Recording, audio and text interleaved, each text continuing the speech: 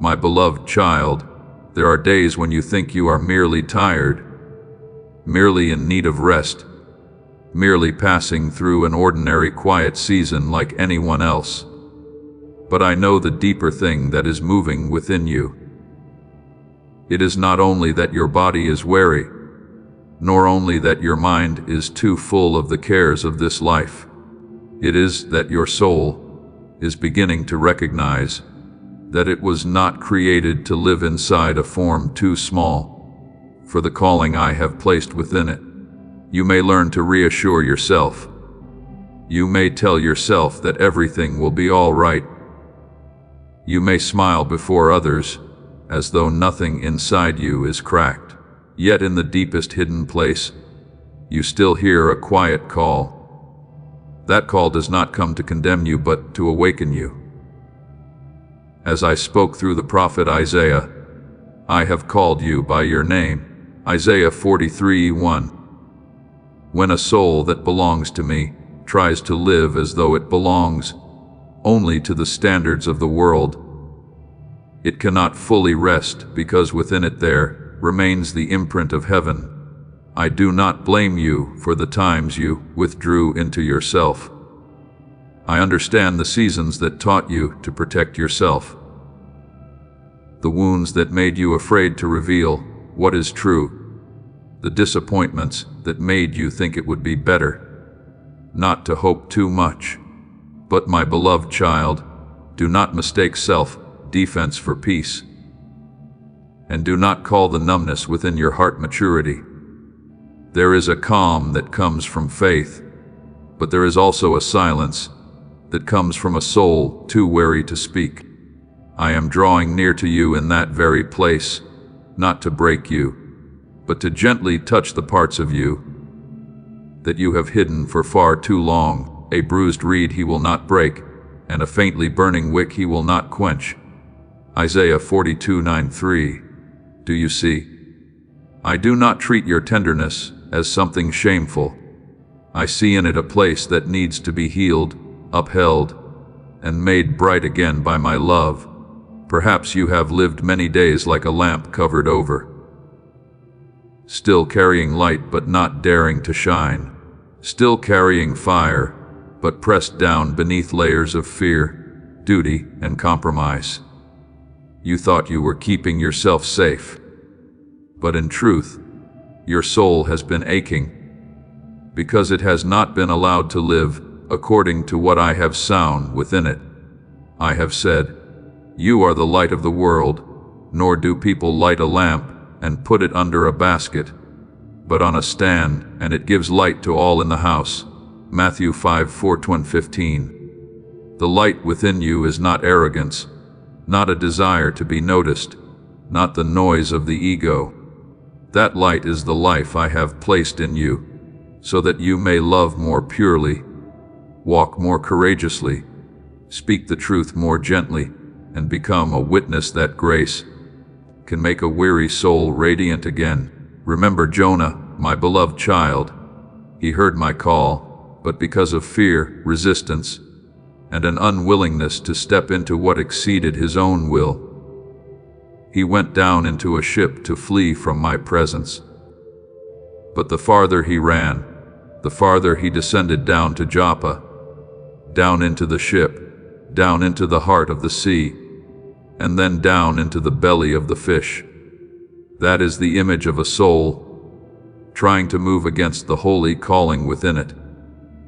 I did not leave Jonah in that deep place, even in the belly of the fish, where it seemed like the end. Prayer arose, and I opened a way for him to return. So it is with you. The seasons in which you thought you had been swallowed by silence, by wrong choices, by delay, or by fear are not necessarily the final mark. Many times that is the very place where I cause you to awaken and remember that you were not made to run from the light, but to walk with me in that light.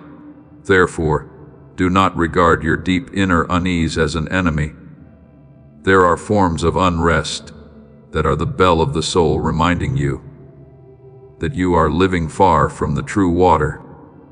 When you try to fill the emptiness with business, achievements, praise, or connections that do not nourish life, that emptiness remains not to torment you, but to guide you back. As is written, my soul thirsts for God, for the living God. Psalm 4:2-2. You cannot satisfy a spiritual thirst with things that only touch the surface. I do not want you merely to appear all right. I want you to be truly restored. I do not want you merely to survive the day.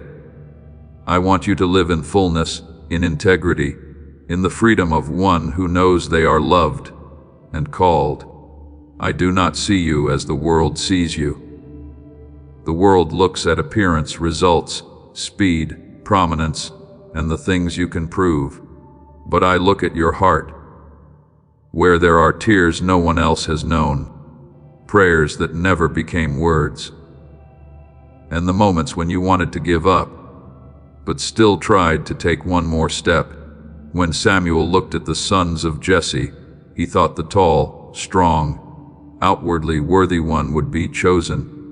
But I said, man looks at the outward appearance, but the Lord looks at the heart. 1 Samuel 16:7. And I chose David, a shepherd still out in the field, one who had not been called to the family table. Yet within him there was a song, there was worship, there was a hidden flame. My beloved child, I also see those hidden parts within you. I see what others overlook. I see the light that has not yet been named. I see the version of you that was appointed in grace before you were brave enough to believe in it. So do not continue living as though you must hide every crack in order to be loved by me. In the very place you think is weakest, I can cause life to flow. An earthen vessel can carry treasure, so that the surpassing power may belong to me and not to you. As it is written, we have this treasure in jars of clay to show that this all-surpassing power is from God. 2 Corinthians 4:7. You do not need to become perfect before I can use you. You need to let me enter the places you have locked away. You need to allow my light to shine through the cracks you once felt ashamed of. For sometimes the very crack that has been healed becomes the place where others see my mercy most clearly. Today I am not calling you back with the thunder of threat, but with the whisper of love. Stop calling your shrinking humility if it is truly fear. Stop calling numbness peace if it is truly a soul that has been starved for too long. Let me rekindle within you a pure longing, a gentle courage, and the faith that you can still live differently, brighter, truer, freer. Arise, shine, for your light has come, and the glory of the Lord has risen upon you. Isaiah 61. I am not telling you to rise so you can prove that you are strong. I am telling you to rise because I am lifting you. I am not calling you out of darkness so you may be exposed in shame, but so you may step into the place where love heals, reorders, and transforms into light everything that was once hidden. For you are my child, not a soul forgotten in the empty spaces of your life. What you are feeling is not a sign that you have lost the way, but a sign that I am calling you back to the true path. That dissonance will no longer rule over you when you allow your heart to come back into rhythm with mine. Draw near to me in truth, without decorating your pain, without making your weariness look beautiful, without pretending that you are better than you truly are. I am gentle enough to hold your truth and powerful enough to make it new. The light within you has not gone out, my beloved child. It is waiting for my breath, and when I breathe upon it, what once only smoldered will blaze again, not to burn you, but to light the way as you enter the life I prepared beforehand for you in the peace, hope, and glory of my love. my beloved child, before you hastily assume that every stirring in your heart is a sign of failure, I want you to pause and listen with a softer spirit.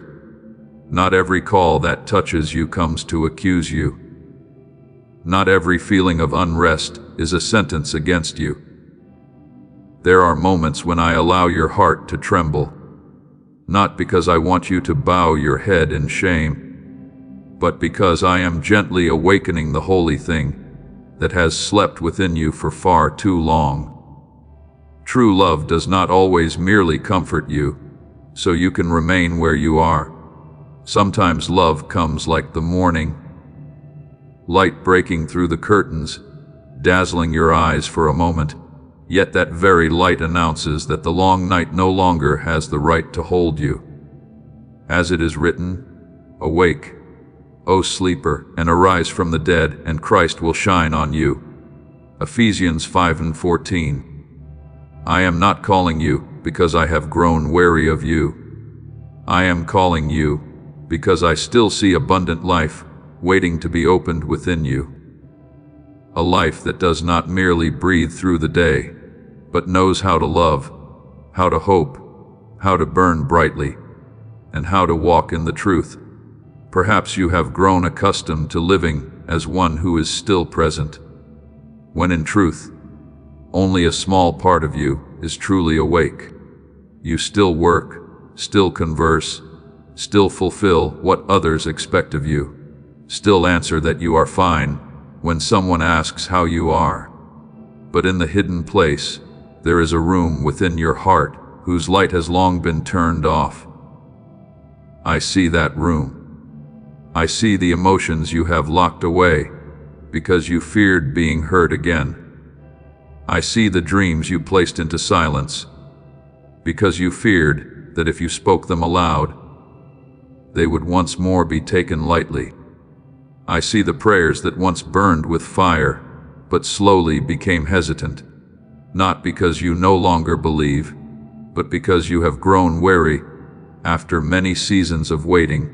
But my beloved child, your soul was not created to operate like a machine that only knows how to endure.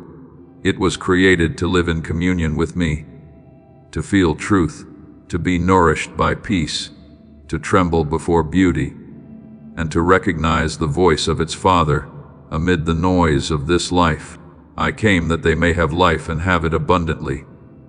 John 10:10. The life I give is not a dry existence, but a stream of living water that can soften even the cracked places within you.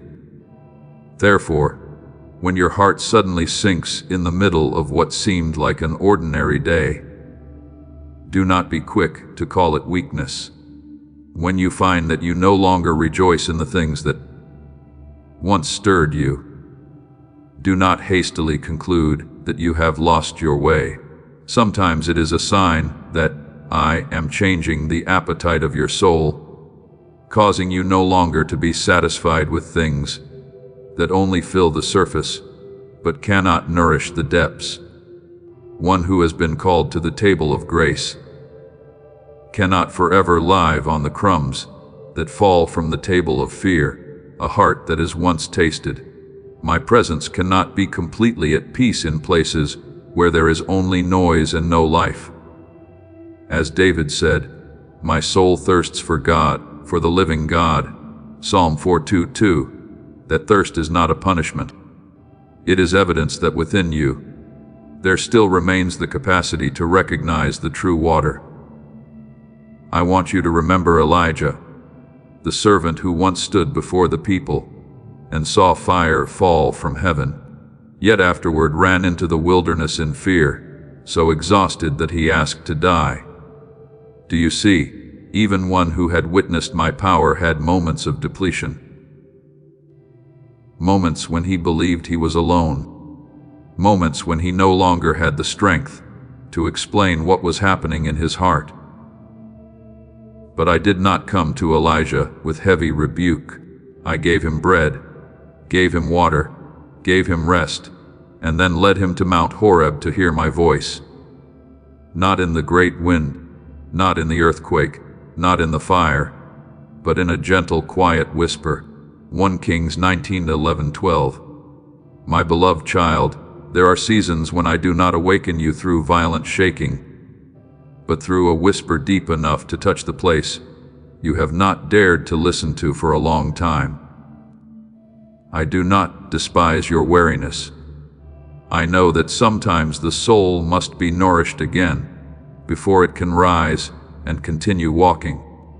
So do not be afraid of the moments when you feel as though something within you is being called by name. That is not me exposing you, so you will be ashamed before yourself.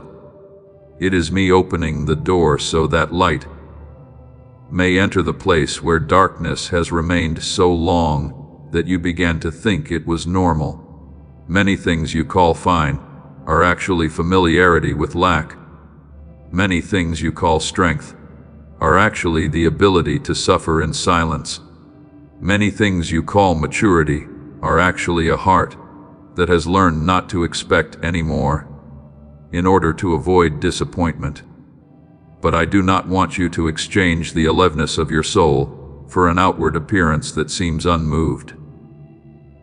I have spoken. I will give you a new heart and put a new spirit within you. I will remove from you your heart of stone and give you a heart of flesh. Ezekiel 36:26.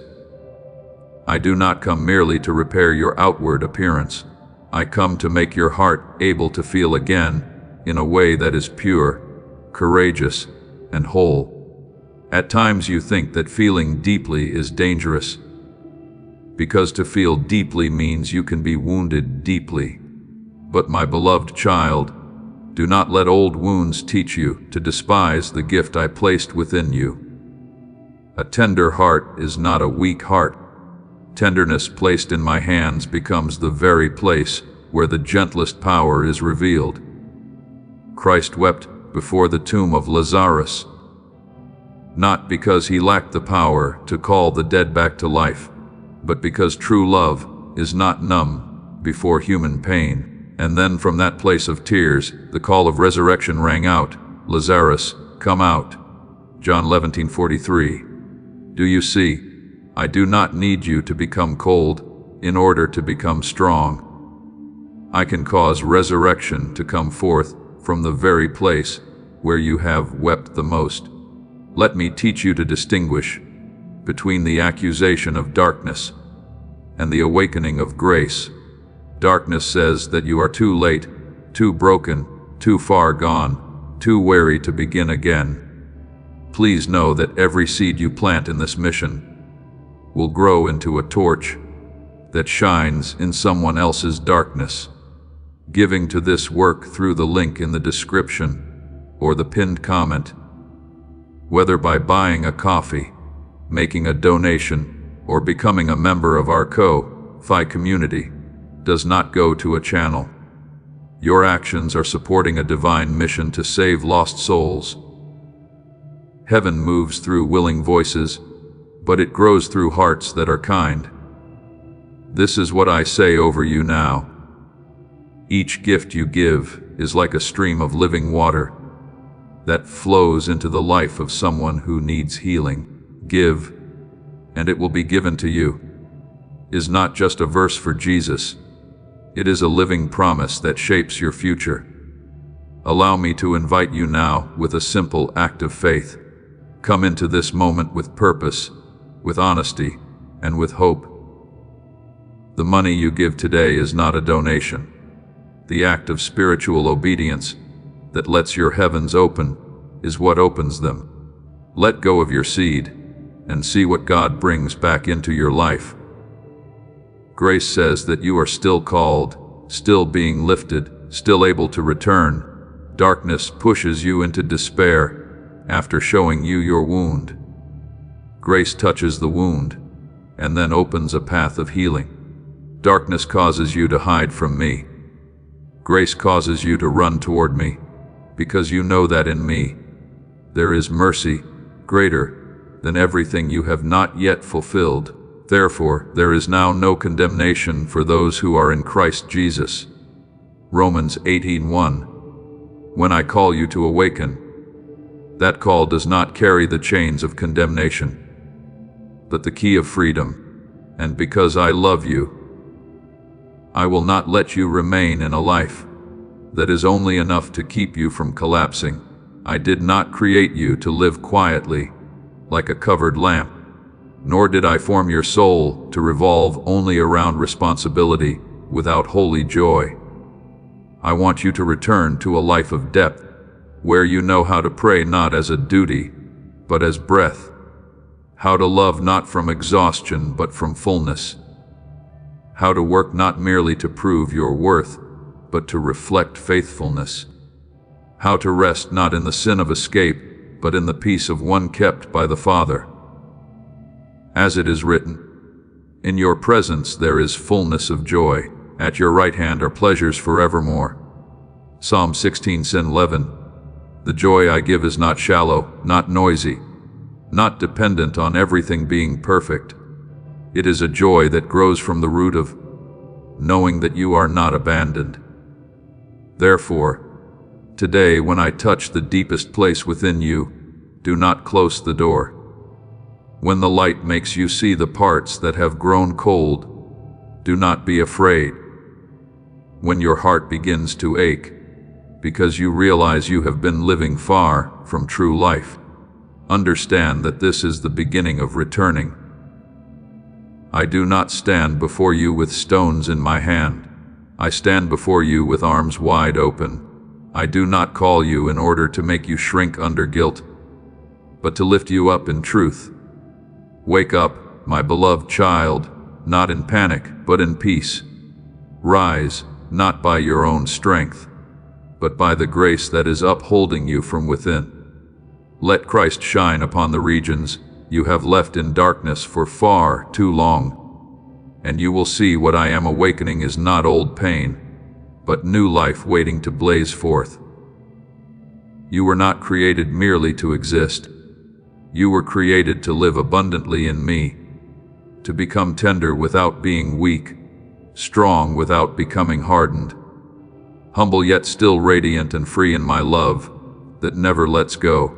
My beloved child, there is a truth I want to place deep within your heart today. You have not disappeared in the seasons when you thought you had lost yourself.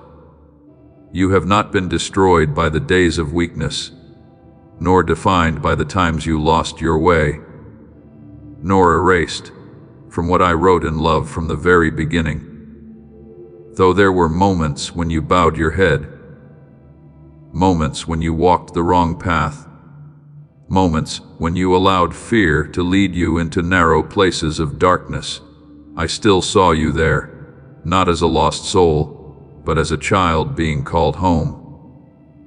The beautiful things I placed within you have not died. Your tenderness has not gone out. The light within you has not been swallowed by darkness. The purity, hope, capacity to love, and holy calling within you are only lying beneath layers of dust from wounds, waiting for my hand to brush them clean and awaken them again. As it is written, though the righteous fall 7 times, they rise again. Proverbs 20:40-16. Do you see? I did not say that the righteous never fall. I said they are not left in their fall. What defines you is not that you have never stumbled, but that grace still lifts you every time you think you no longer have the strength to stand. Perhaps you once believed that after a certain number of failures, you would no longer be whole. After a certain number of delays, you would no longer be worthy. After certain seasons of silence, I would stop calling your name. But my beloved child, I do not love you with a love as fragile as the human heart. I do not withdraw my promise simply because you have had days of weakness. I do not close the door simply because you once stood outside for too long. I am the one who said, I have loved you with an everlasting love. Therefore, I have drawn you with loving kindness. Jeremiah 31:3. That very loving kindness is drawing you now. not with chains of fear, but with the gentle cords of life. When you feel within your heart an urging to return, to rise, to face the truth, do not think it is the voice of condemnation.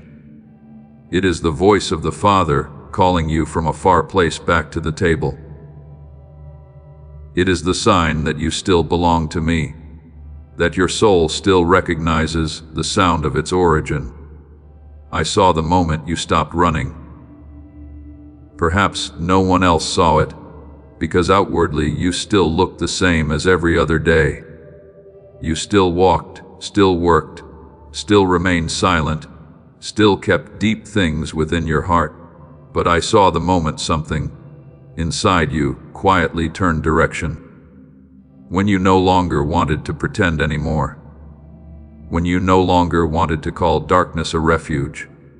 When you no longer wanted to live far from the true life I had prepared for you. That was a very holy moment.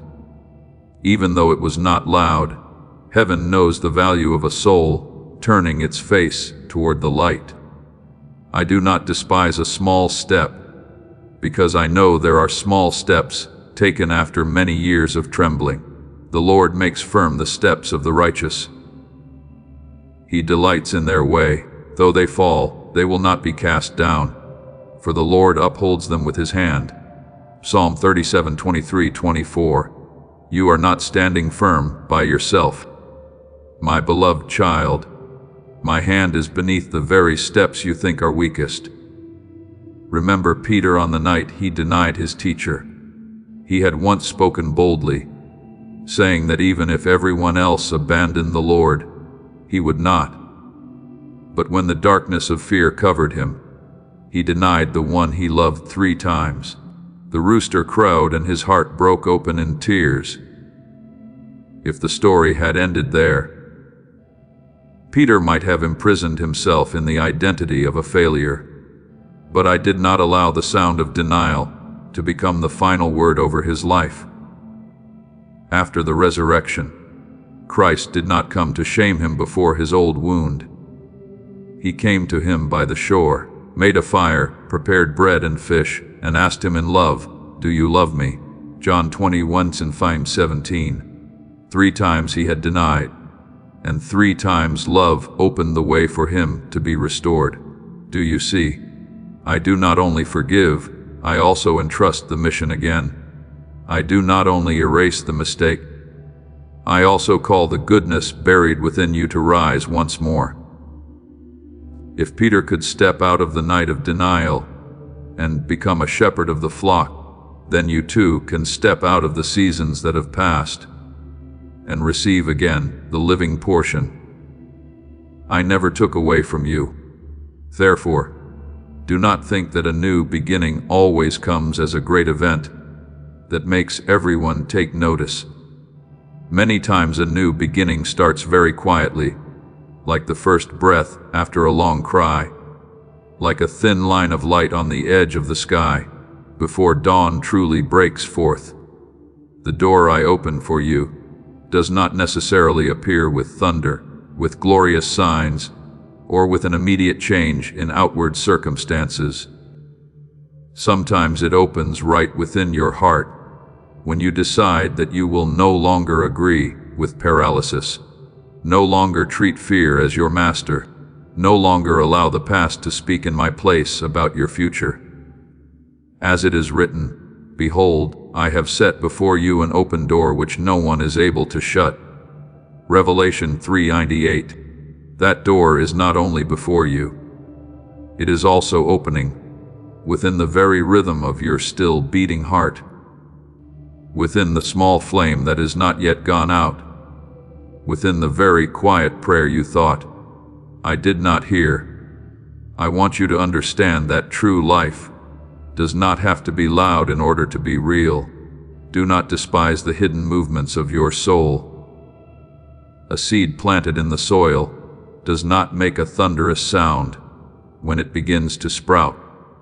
It quietly splits open in the darkness, then pushes a young shoot up from the earth by a strength no one can see. So it is with you. There are parts of you coming back to life before your circumstances have had time to change. There are new roots growing deep before leaves and branches appear. There are things I am doing in the secret place. And if you only look for outward applause, you may miss the miracle being born in silence. For we walk by faith, not by sight. 2 Corinthians 5:9-7. Faith does not despise small things.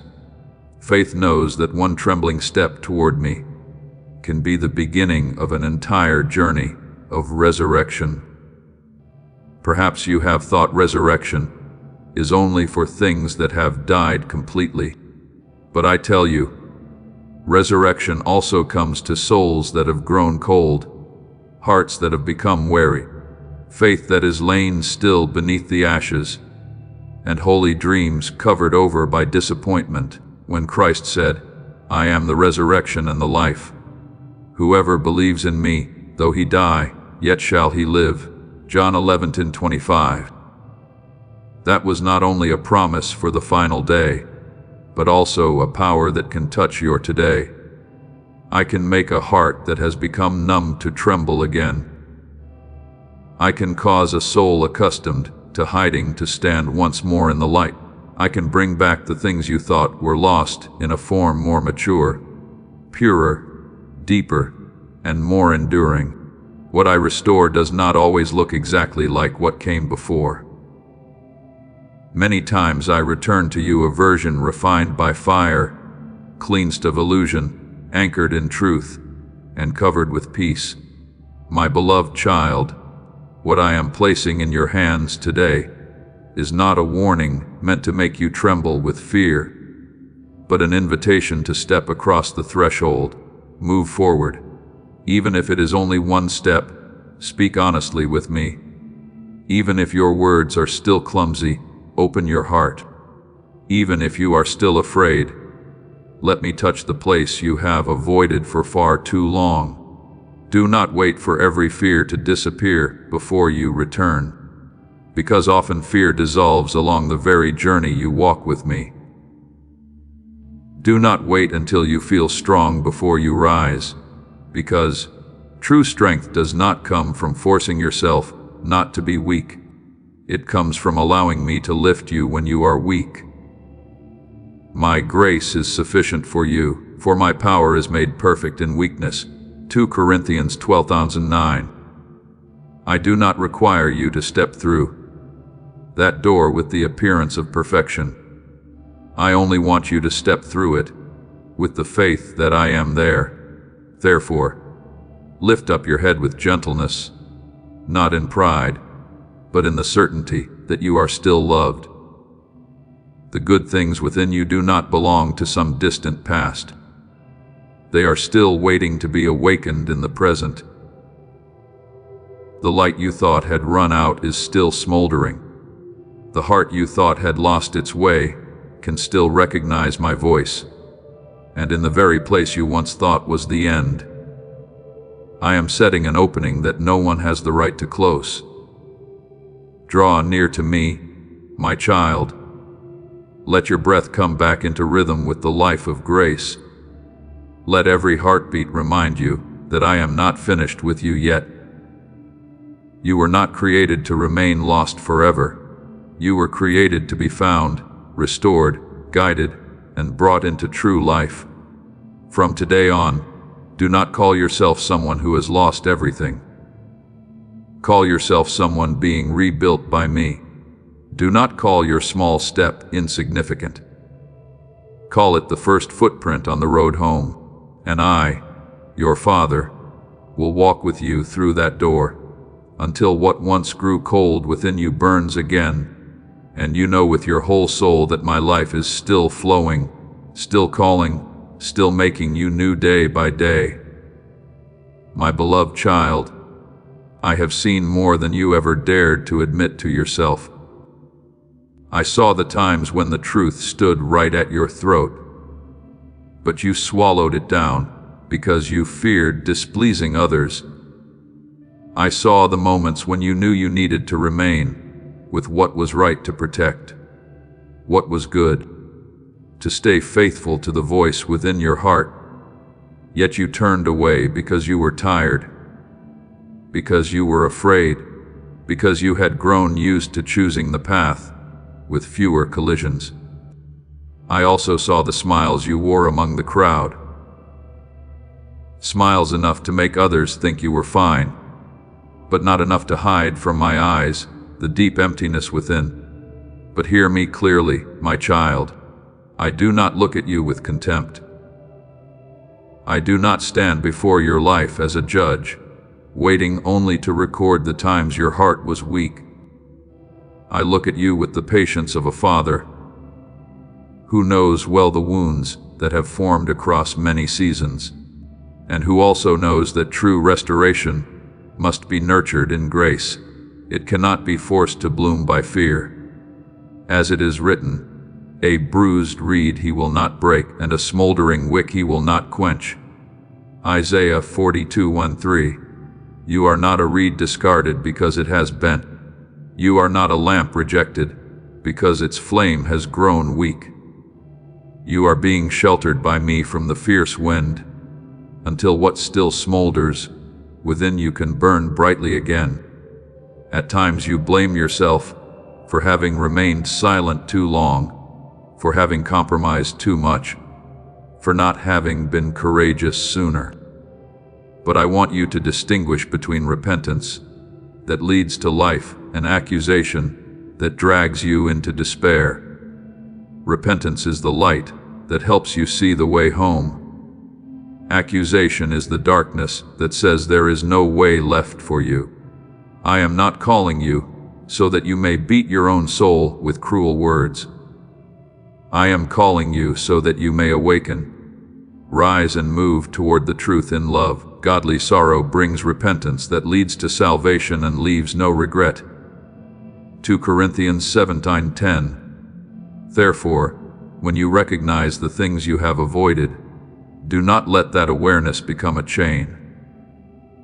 Let it become a bell of awakening. Let it tell you that you are still alive, still able to hear the voice of conscience, still able to return to what is pure, braver, and truer.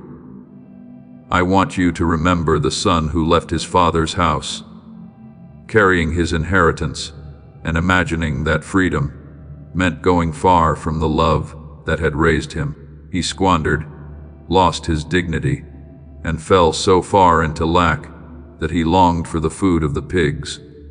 But the miracle did not begin when he had become clean, strong, or able to prove that he had changed. The miracle began when he came to himself and said within his heart that he would return to his father's house. Luke 15:17-24. Do you see? The moment of awakening is not the most shameful moment. It is the turning point of grace.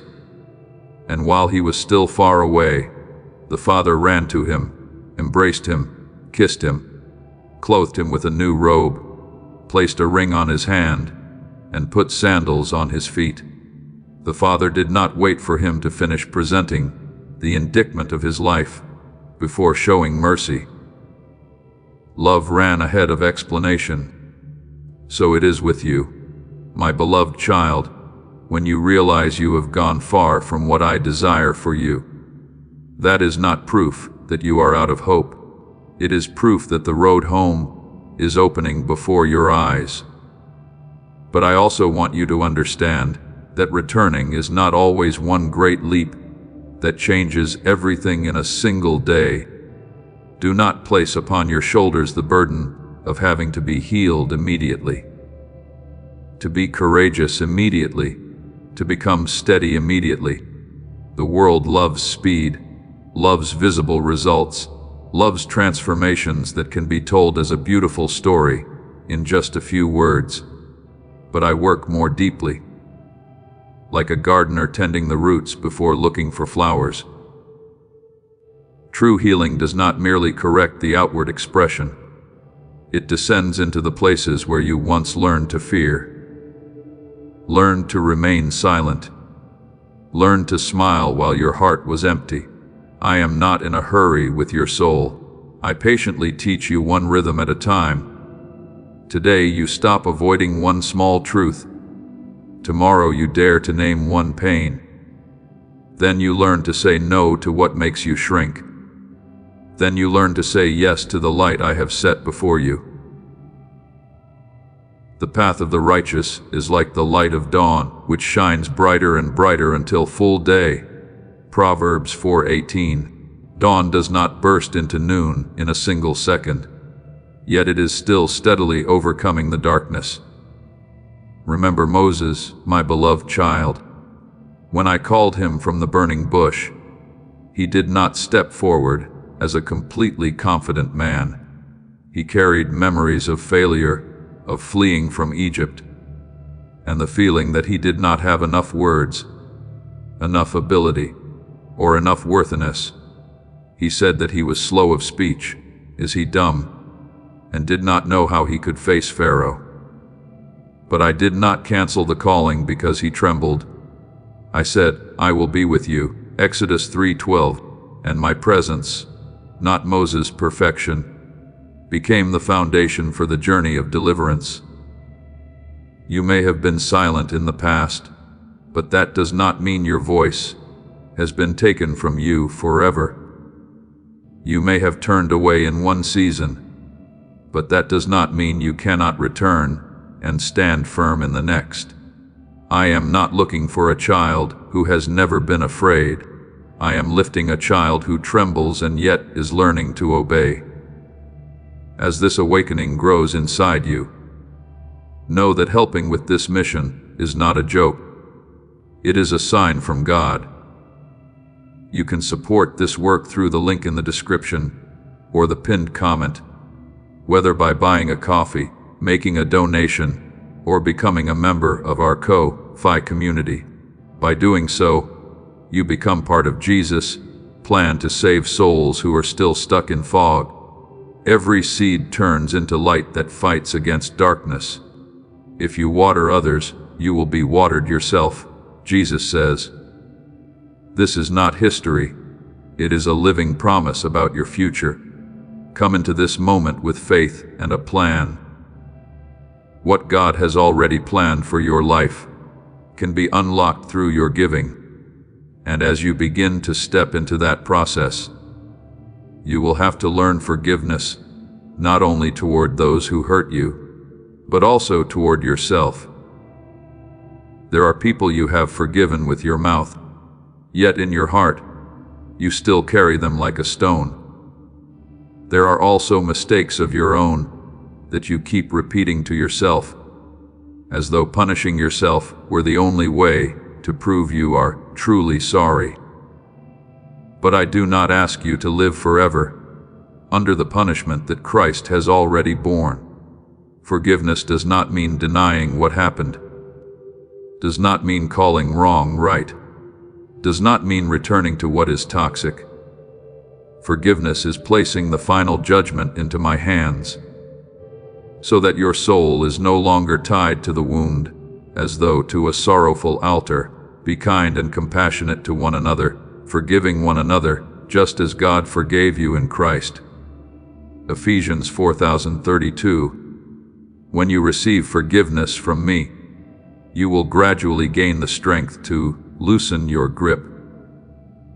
The chains the past has used to pull you backward. I know there are memories that will not disappear simply because you prayed once. There are defensive habits that do not dissolve instantly just because you want to live differently. But every time you choose the light, every time you pause before running away, every time you speak the truth, even while your voice trembles, every time you face what you once hid, a part of you is being rebuilt. Do not despise small but sincere decisions. A wall is built stone by stone. A life is healed step by step in obedience. A heart is softened again each time it allows me to touch it instead of locking itself shut. As it is written, do not despise the day of small beginnings. Zechariah 40:10. What is small in my hands is never meaningless. One honest prayer can open a new season.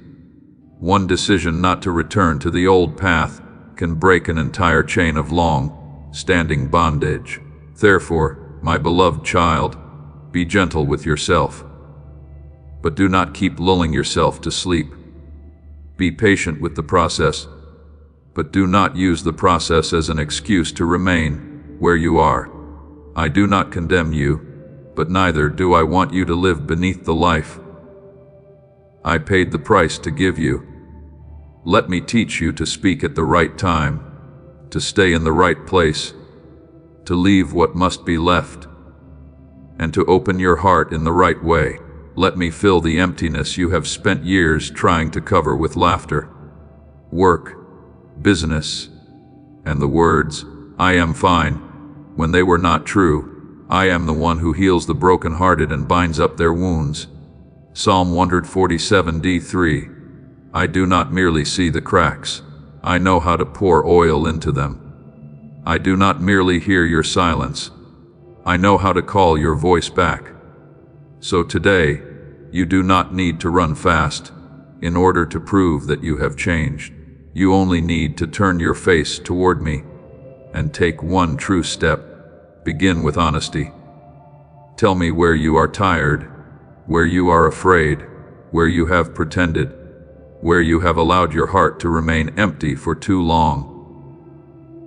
I will not break you in my hands. I will not quench what is still smoldering.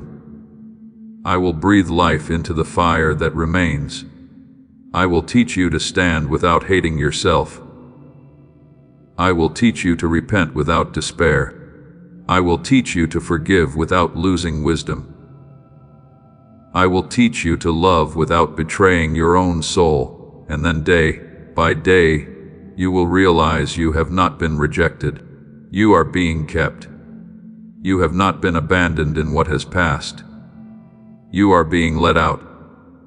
You are not only returning to the Father's house, you are returning to yourself in my light, where truth no longer frightens you, because that truth is fully held by mercy that never runs dry.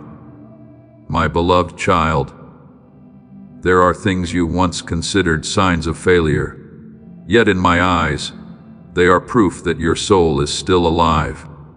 You have often blamed yourself for being tired, for being tender, for still carrying empty places you do not know how to name, for still having within you a quiet thirst that nothing outward can satisfy. But I want you to hear this with a peaceful heart. A soul that has gone completely numb no longer longs for light. A flame that is fully gone out no longer aches when the cold wind blows over it. A heart that is completely given up no longer wrestles with what it has lost. The very fact that you still feel the lack, still feel the ache, still long for something purer, deeper, and truer, is a sign that I am still calling the life within you to rise, as it is written, "Blessed are those who hunger and thirst for righteousness, for they shall be satisfied." Matthew 5:6. That thirst has not come to shame you, nor has it come to prove that you are ruined. It comes as a quiet current of guidance, leading you away from dry wells and back to the fountain that never runs dry. I know you have feared your own fragility. You thought that if others saw the wounds inside your heart, they would see you as weak, lacking faith, lacking steadiness, lacking the ability to keep going. So you learn to build walls, learn to speak less, learn to keep a calm outward appearance, learn to cover the places that still hurt with business and a gentle smile. But my child, a heart locked shut for too long does not only keep pain from entering, it also keeps my love, healing, and light from reaching it. You were not created to become a cold fortress. You were created to become a temple, where my presence dwells, where the cracks are no longer something shameful, but become places where grace shines in. When the Apostle Paul heard me say, "My grace is sufficient for you, for my power is made perfect in weakness," 2 Corinthians 12:9. It did not mean weakness is the place where you are abandoned. It means that in the very place where you cannot save yourself, you can recognize my hand most clearly. Remember the woman who had suffered from the flow of blood for 12 years. She had spent all she had endured much pain, been isolated by her condition, and lived on the margins of the community as one who could not touch anyone and whom no one wished to touch. Yet in that exhaustion, there was still a very small spark of longing within her. If only she could touch the garment of Christ, she would be made well. She did not come with the appearance of strength, nor did she enter the crowd as someone who possessed enough honor to be noticed. She came trembling, with quiet faith, with a heart that had suffered for far too long, but had not surrendered hope, and when she touched his garment, power flowed out. Healing came, and Christ did not allow her to disappear into shame. He called her daughter and said that her faith had made her well. Mark 5:25-34. My beloved child, I see you in the same way. I do not only see your wound, I see the small faith still reaching through the crowd of fear to touch life. Therefore, do not despise the small movements within your heart. Perhaps today, you do not yet see yourself completely changed, but you have learned to pause before panic carries you away as it once did. Perhaps you cannot yet name peace, but one morning you wake and feel your heart a little lighter, as though an unseen hand had removed some of the stones from your chest during the night. Perhaps you have not walked very far, but you have not returned to the old path as quickly as before. These things are not accidental. They are signs of restoration, rising in the secret place. A young tree makes no sound when its roots take hold deep in the soil. Yet life is still at work. A small stream is not as loud as a great waterfall, yet it can still soften dry ground. I am leading you in this way, gently and faithfully. As the Good Shepherd in the Psalm has said, He makes me lie down in green pastures. He leads me beside still waters. Psalm 23:2. I do not drag you forward in haste. I lead you by the rhythm of peace. You once thought you had to become perfect before you could be loved, healed before you could be used, strong before you were allowed to step into what I had prepared. But I tell you, honesty opens the door to grace far more than false perfection ever could. I do not need you to bring me a soul dressed up in outward stability. I want you to bring me yourself with the things still unfinished, the questions still unanswered, the wounds still tender, and the desires still uncertain. The sacrifices of God are a broken spirit, a broken and contrite heart. O God, you will not despise. Psalm 51:17. You do not need to hide before the one who knows everything and still loves you. You do not need to play the part of being strong before the one who can cause dry bones to hear his word and live again. I want you to learn how to love again, but not with a kind of love that betrays your own soul, not the kind of love that forces you to deny your pain, swallow the truth, or lose your dignity just to preserve a connection. The love I teach you begins with truth, is guided by wisdom, is guarded by peace, and is nourished by mercy. A heart that has been wounded may fear opening again. But when that heart is placed in my hands, tenderness is no longer a danger. It becomes good soil for the seed of life. Perfect love casts out fear. 1 John 4:18. You do not need to become hardened in order to be safe. You need to draw nearer to me, so that your gentleness will not be exploited, your sensitivity will not be dismissed, and your love will no longer flow from lack, but from my fullness. There are days when I heal you through very ordinary things, a quiet moment that no longer frightens you, a short but honest prayer, a tear that falls without shame, a decision to leave what does not nourish your soul, a moment when you choose rest instead of punishing yourself with overload. Do not think these things are too small to belong to a miracle. I often place life in humble forms so that only a listening heart can recognize it. A small mustard seed can grow into a tree. A few loaves and fish can feed a multitude. One plea, "Remember me," spoken on the cross, can open the door to paradise. Therefore, every small step you take in truth is precious before me. Do not despise the day of small beginnings. Zechariah 40:10. For small things in my hands can become the foundation of a life rebuilt. So my beloved child, do not call your thirst a failure. Call it an invitation to return to the true water. Do not call your fragility something to hide. Bring it to me so that my power may make it a place where grace is revealed. Do not look down on the mornings when your heart feels a little lighter. The moments when you know how to pause. The days when you notice you are no longer being swept away by the old rhythm of life.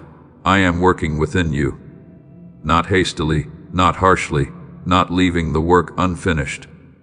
I am leading you step by step, breath by breath, heartbeat by heartbeat, so that you do not merely change your outward habits, but are transformed from the deepest roots within.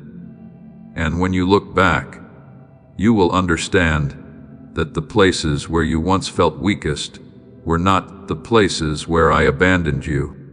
They were the very places where I bent down closest, placed my hand upon your soul, and whispered, "You are still alive, you are still loved, you are still being restored, and my water is still enough to refresh every dry region within you." My beloved child, there is something quietly growing within you, so gently that if you live too hurriedly, you may overlook it. It is not a loud explosion of miracle, nor a radiant sign that causes the whole world to stop and look. It is life returning to the places you once thought had grown cold. It is your ability to still hope after many seasons of weariness. It is the moment you realize you do not have to be perfect in order to keep walking. I want you to understand that in my eyes, the fact that you are still here, still wanting to return, still longing for the light, still lifting your heart, even through a very quiet prayer, is already a miracle unfolding. For faith does not always begin with a strong voice. Sometimes it begins with a trembling breath that refuses to let go of my hand. As it is written, faith is the assurance of things hoped for, the conviction of things not seen. Hebrews 11:1. What you have not yet seen with your eyes, I am sowing by my Spirit. What you have not yet touched with your hands, I am growing in the hidden depths of your soul. Do not despise the small faith that is still holding you. My beloved child, there are days when that faith does not look like a great fire, but only like a thin ray of light at the end of a tunnel. But one ray of light in my hands is still enough to lead a soul out of darkness. You once thought you had drifted too far, wandered too long, weakened too many times to ever return. But the very moment you began to believe that you could still come back, a door opened within your heart. I do not require you to understand everything before you step forward. I do not demand complete evidence before you are allowed to hope. I simply invite you to place one foot into trust, for we walk by faith, not by sight. 2 Corinthians 5:7. There are paths that only appear when you begin to walk. There are waters that only part when your feet have touched the edge of the sea. There are promises that only begin to shine when you stop standing still in fear and begin walking with me. Remember Abraham, the one who heard my voice calling him to leave his homeland, his relatives, and everything familiar, to go to a land he did not yet clearly know. He did not hold in his hands a complete map of the future, nor did he have visible evidence to explain to everyone why he dared to step forward. But he believed that the one who called him was faithful, and that very faith turned a quiet departure into the beginning of a great covenant. By faith, Abraham obeyed when he was called to go out to a place that he would receive as an inheritance. And he went out, not knowing where he was going. Hebrews 11:8. Do you see? I do not always show you the whole journey from the beginning, because I want you to learn that the deepest assurance is not found in your ability to control every stage of the road, but in the truth that I am walking with you. Faith is not denying what is still unclear. Faith is placing your heart in the one who knows all things. And when the light within you is kindled again, you will realize that it is not only for you. Just as one candle can light another without losing its own flame, your life will also become a place where others see hope. You do not need to wait until you are completely healed before you can bring gentleness to someone else. You do not need to tell a perfect story before you can bear witness to my mercy. Sometimes the honesty of a person who is still being healed becomes the warmest light for someone else who is cold. I have said you are the light of the world. Matthew 5:14. That light is not something you manufacture by your own strength, nor is it the glow of human prominence that people chase after. It is my life reflected through you. It is love that is passed through wounds, without being made bitter by them. It is peace in the very days when you thought you had nothing left but storms. Perhaps you do not yet see yourself as shining.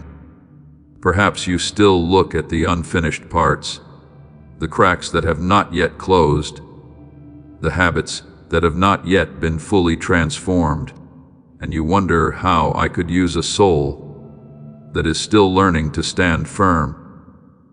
But I want you to remember that I often place treasure in jars of clay, so that the power may belong to me and not to you.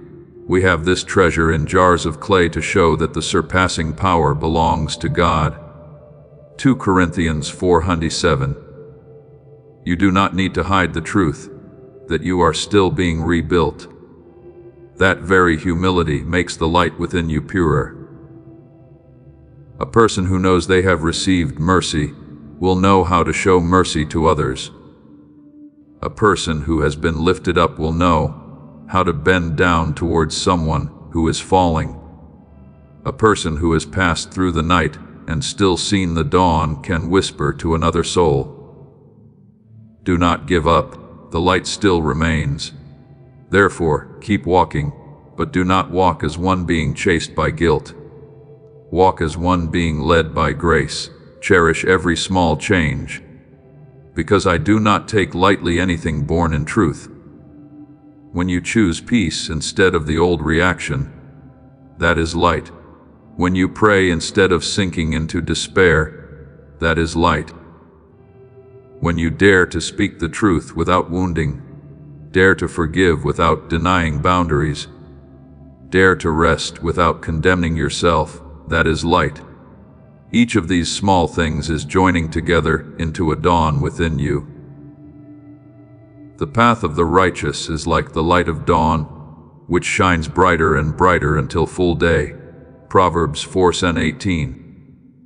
Dawn does not apologize because it is not yet noon.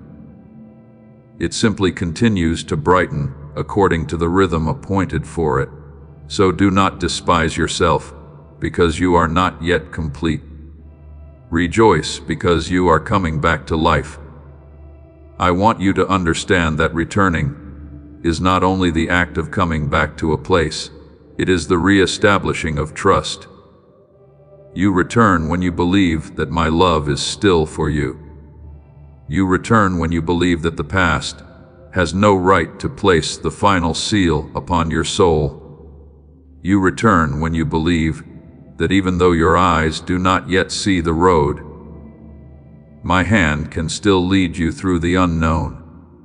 That faith does not need to be loud in order to be real. It may be as small as a mustard seed, but in my hands, that small thing can grow into shade for many. Christ said that if you have faith like a mustard seed, what seems impossible to move will no longer be the final limit. Matthew 17:20. Therefore, do not measure your faith by passing emotions. Days you feel strong, some days you feel weak. But true faith does not live by feeling alone. It is anchored in my faithful nature. Let me remind you of Ruth, the Moabite woman who lost her husband, lost her security, and stood before an unclear future.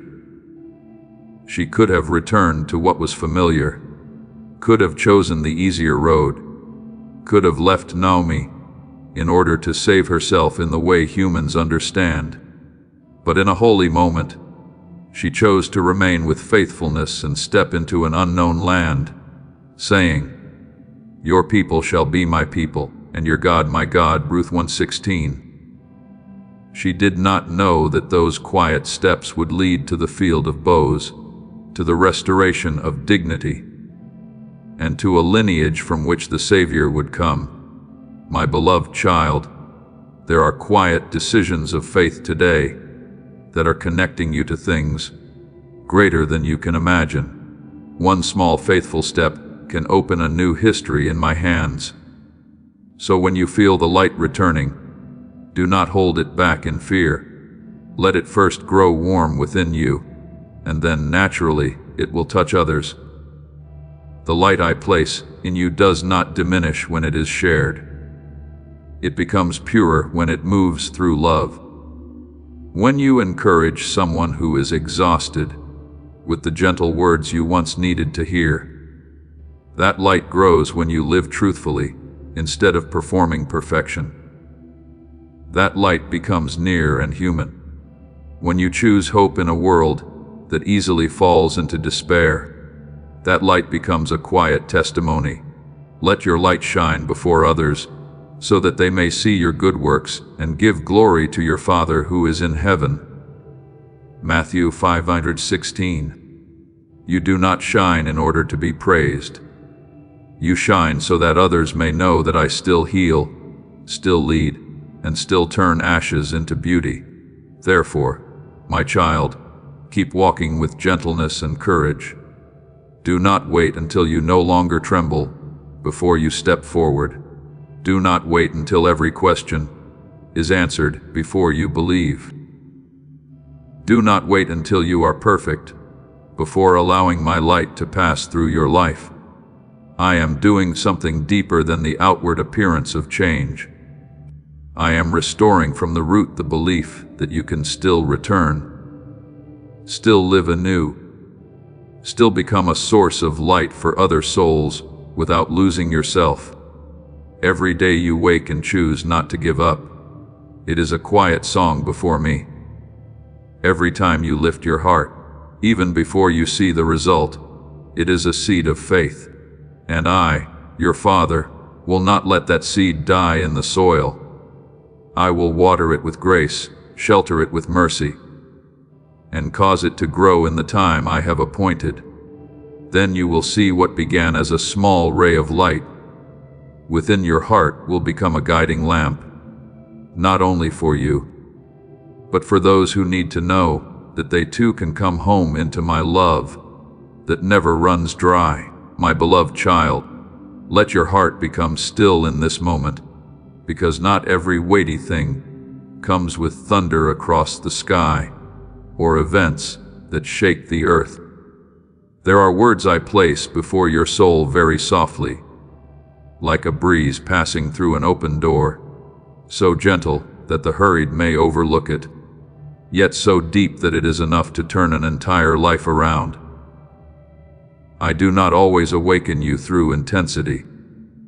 Many times I call you through stillness, through an inward knowing that the time has come when you can no longer delay, when you can no longer continue living between two streams, when you must choose what you truly belong to. There are doors in your life opened by my mercy. You are about to enter your divine future. Remember that this message does not end with you. People can use your breakthrough to get where they need to go through the link in the description or the pinned comment, whether by buying a coffee, making a donation, or becoming a member of our Ko-Fi community. You can help this mission. By doing so, you are sowing into the awakening, deliverance, and restoration of souls who are still trapped in darkness. This is not poetry when Jesus says, "Give, and heaven will open over you." Every seed you plant turns into oil for your destiny, fire for your calling, and safety for your family. Now is your time, my child. Have faith, and as you do, watch God multiply what you let go of. But my child, a door does not remain open forever in order to nourish hesitation. Time too is a grace, but that grace is not an endless land where you may continue avoiding the holy call. As it is written, "My spirit shall not strive with man forever." Genesis 6:7-3. And this does not mean my love has diminished, but that I honor your choice. And every choice has its season, its threshold, and its moment when the soul must answer. I do not say this to make you afraid and panic, but to awaken within you a beautiful seriousness. For true love does not only comfort you when you are in pain. True love also reminds you when you are sleeping before the light. A compassionate father does not watch his child gradually walk toward a precipice and merely smile in silence. I call you, I remind you, I draw you with mercy, because I know that delay can become so familiar a house that you forget you are imprisoned. At first you delay one prayer, then you delay one repentance, then you delay one right decision. Then you begin to grow accustomed to living incompletely, accustomed to knowing where the light is yet still not stepping into it. That is why my word says, today, if you hear his voice, do not harden your hearts.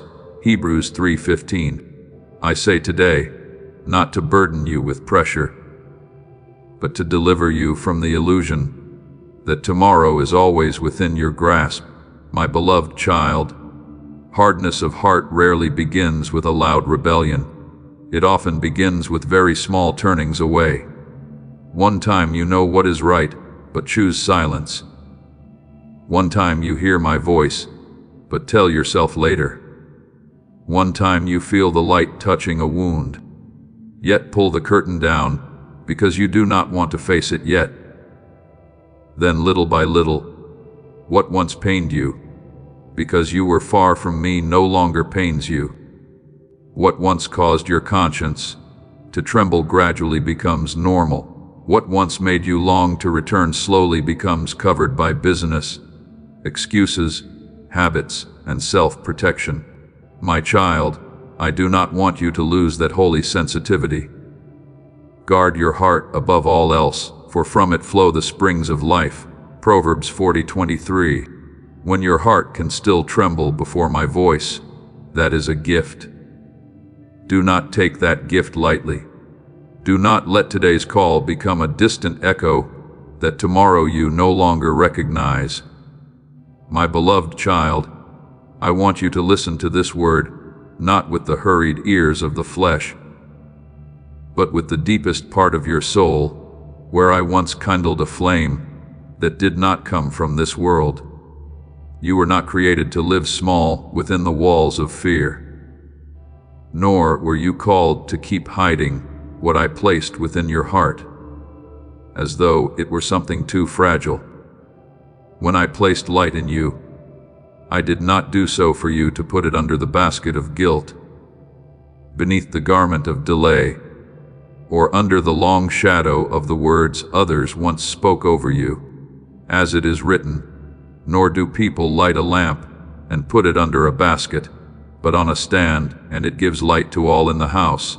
Matthew 5:15. Do you see?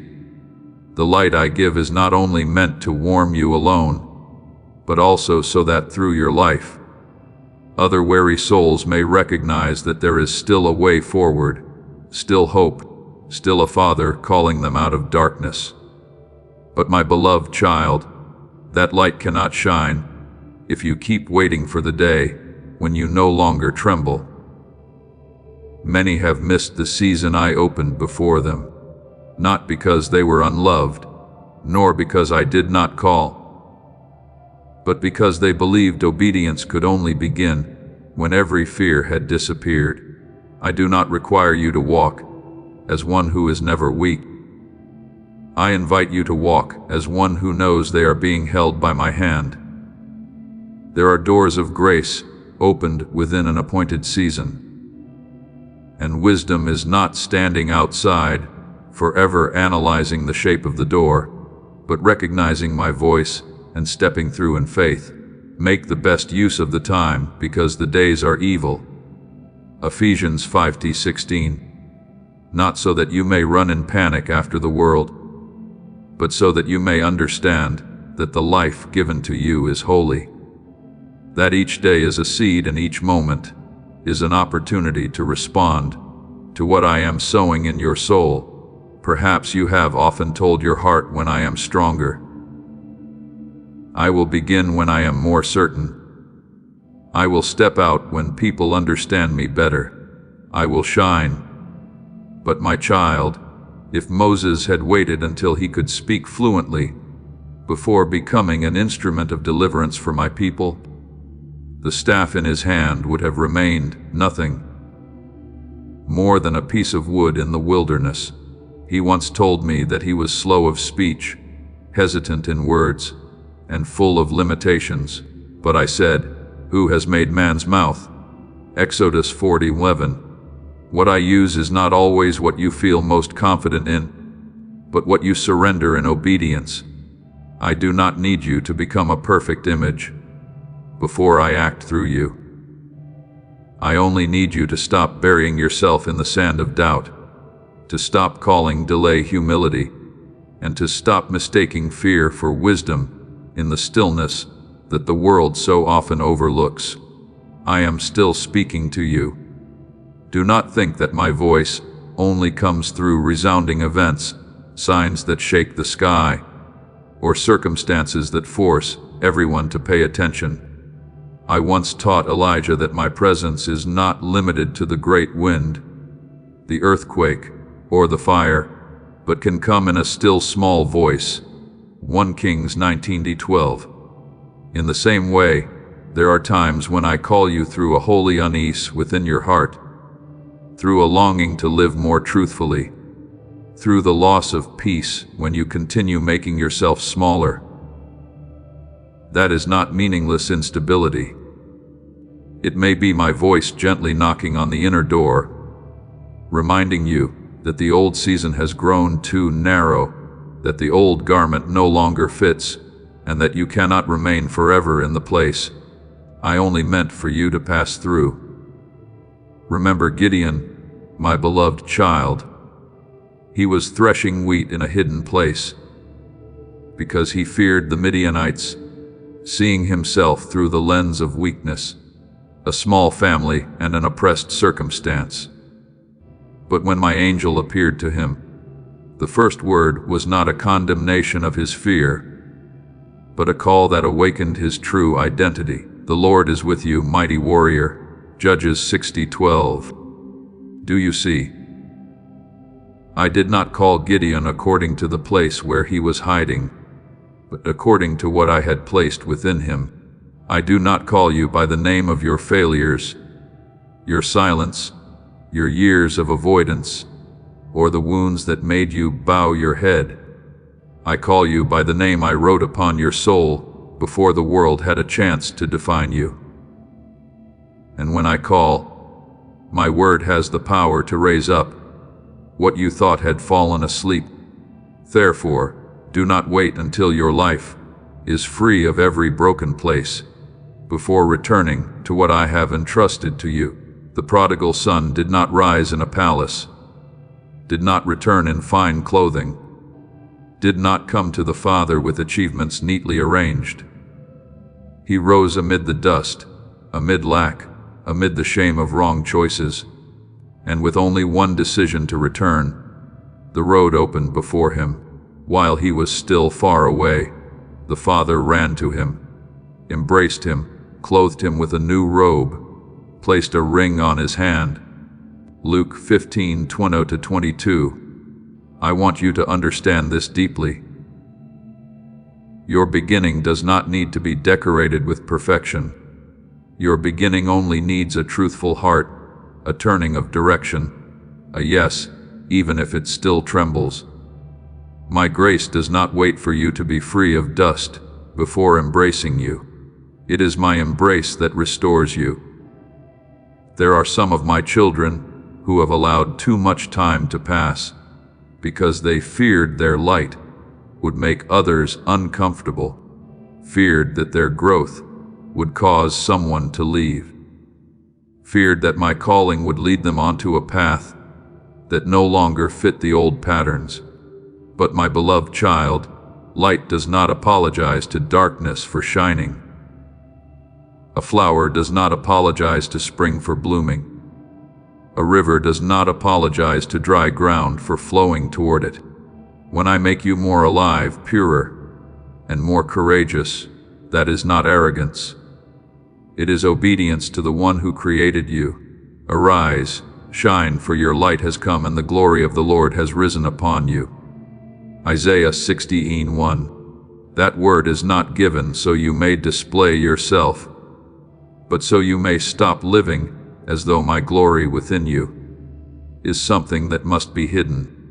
I know there are seasons when you wonder whether there is still time for you. You look back at the opportunities that have passed, the times you remained silent when you should have spoken, the days when you allowed fear to direct your steps, and you think, perhaps you have arrived too late for my purpose. But my child, I am the one who can cause a dry staff to blossom, make streams flow in the wilderness, and turn years that were torn apart into fertile ground for a new harvest. What you must not do is continue sleeping in regret. Awake, O sleeper, and arise from the dead, and Christ will shine on you. Ephesians 5:14. That call does not come to shame you, but to lift you out of the slumber of delay and set your feet back upon the path of life. Now, let your heart soften before me. Do not resist the holy urging that is drawing you out of what is familiar. Do not love the cage simply because it once gave you the feeling of safety. I am not leading you out in order to abandon you in an empty space. I am leading you out so you may encounter a wider land in me. If you look only at your own strength, you will always find a reason to step back. But if you look to me, you will realize that the one who calls you is also the one who upholds you. The Lord will fulfill his purpose for me. Psalm 138:8. Therefore, my beloved child, rise not as one who has every answer, but as one who has heard the Father's voice. Walk not because you no longer feel afraid, but because my love is greater than that fear. Let the light within you be lifted high, so that what I do in you may become a gentle testimony to the world wherever I touch. Darkness no longer has the final word. My beloved child, lay down the burden of having to prove that you are worthy of being loved. For that is not the yoke I have placed upon your shoulders. I do not call you before me as a servant who must present a record of achievements. Nor do I look at you only through the times you have done right or done wrong, been strong or tender, stood firm or stumbled. My love for you is not a reward given after you have reached some standard, nor is it a gift bestowed. Only when you have repaired everything within yourself, it flows from me out of my holy, merciful, and eternal being. As it is written, we love because he first loved us. 1 John 4:19. Do you see? Before you knew how to respond, I already loved. Before you could name grace, grace had already come searching for you. Before you thought you had to become worthy, my love was already standing there, unchanged, undeterred, not waiting until you were perfect before embracing you. There were days when you lived as though your worth were something fragile that had to be protected by endless effort. You tried to do better in order to be accepted, tried to be stronger so you would not be looked down upon. You tried to hide the parts of you that were still tangled, because you feared that if someone saw them, they would leave. But my beloved, before me, you do not need to wear another face. I am not deceived by outward orderliness, yet neither am I driven away by the brokenness within. I know the real you, and it is that very real self whom I am calling near. The Lord does not see as man sees. Man looks at the outward appearance, but the Lord looks at the heart. 1 Samuel 16:7. What I desire from you is not a flawless performance of holiness, but an open heart that dares to believe it is loved, even when it has not yet understood the full depth of that love. Do not confuse maturity with always being without fault. I am making you new, but I do not love you less while you are still being rebuilt. A child is not rejected by his father simply because he is learning to walk and falls many times. His father does not stand far away counting every fall in order to condemn him. He reaches out his hand, lifts him up, encourages him to keep walking, and rejoices over every sign of life growing within him. So it is with me, my beloved. I do not rejoice because you are in pain, but I rejoice when you return. I do not wait for you to save yourself before drawing near. I myself draw near so that you may be saved, healed, and restored. Like the father in the story of the prodigal son, who when he saw his son, while he was still far off, ran to him, embraced him. Luke 15:20. I too do not stand with folded arms, waiting for you to prove that you meet the conditions for return.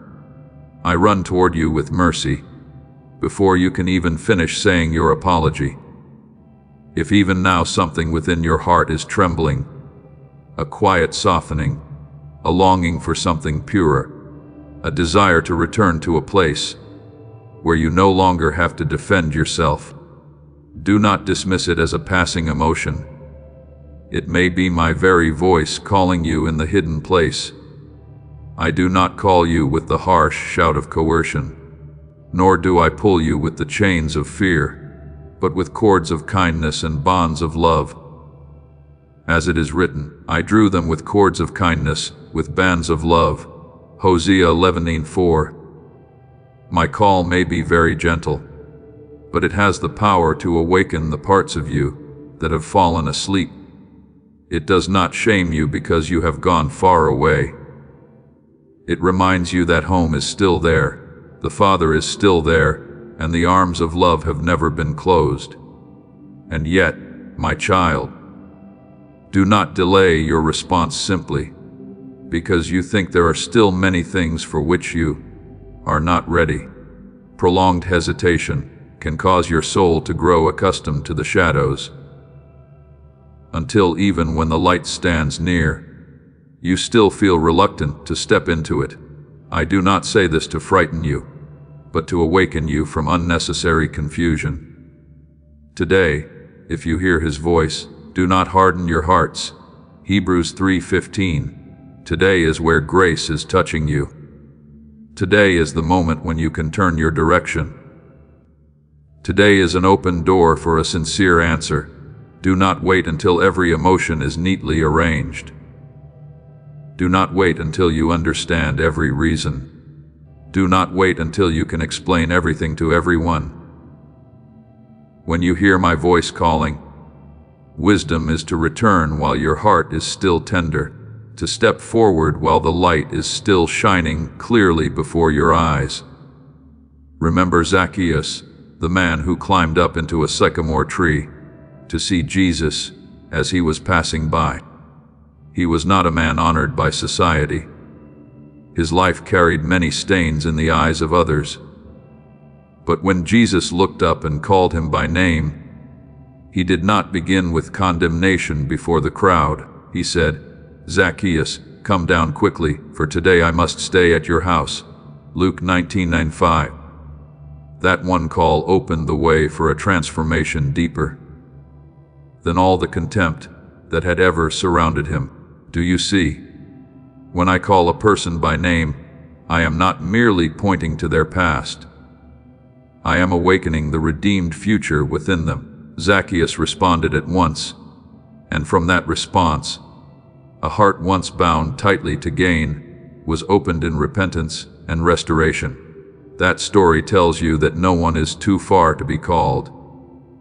No one is too misunderstood to be seen.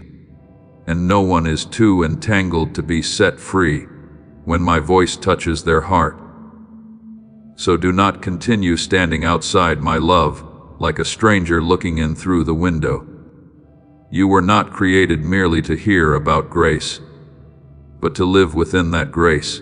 Please know that every seed you plant in this mission will grow into a torch that shines in someone else's darkness. Giving to this work through the link in the description or the pinned comment, whether by buying a coffee, making a donation, or becoming a member of our Ko-Fi community, does not go to a channel. Your actions are supporting a divine mission to save lost souls. Heaven moves through willing voices, but it grows through hearts that are kind. This is what I say over you now. Each gift you give is like a stream of living water that flows into the life of someone who needs healing. Give, and it will be given to you, is not just a verse for Jesus.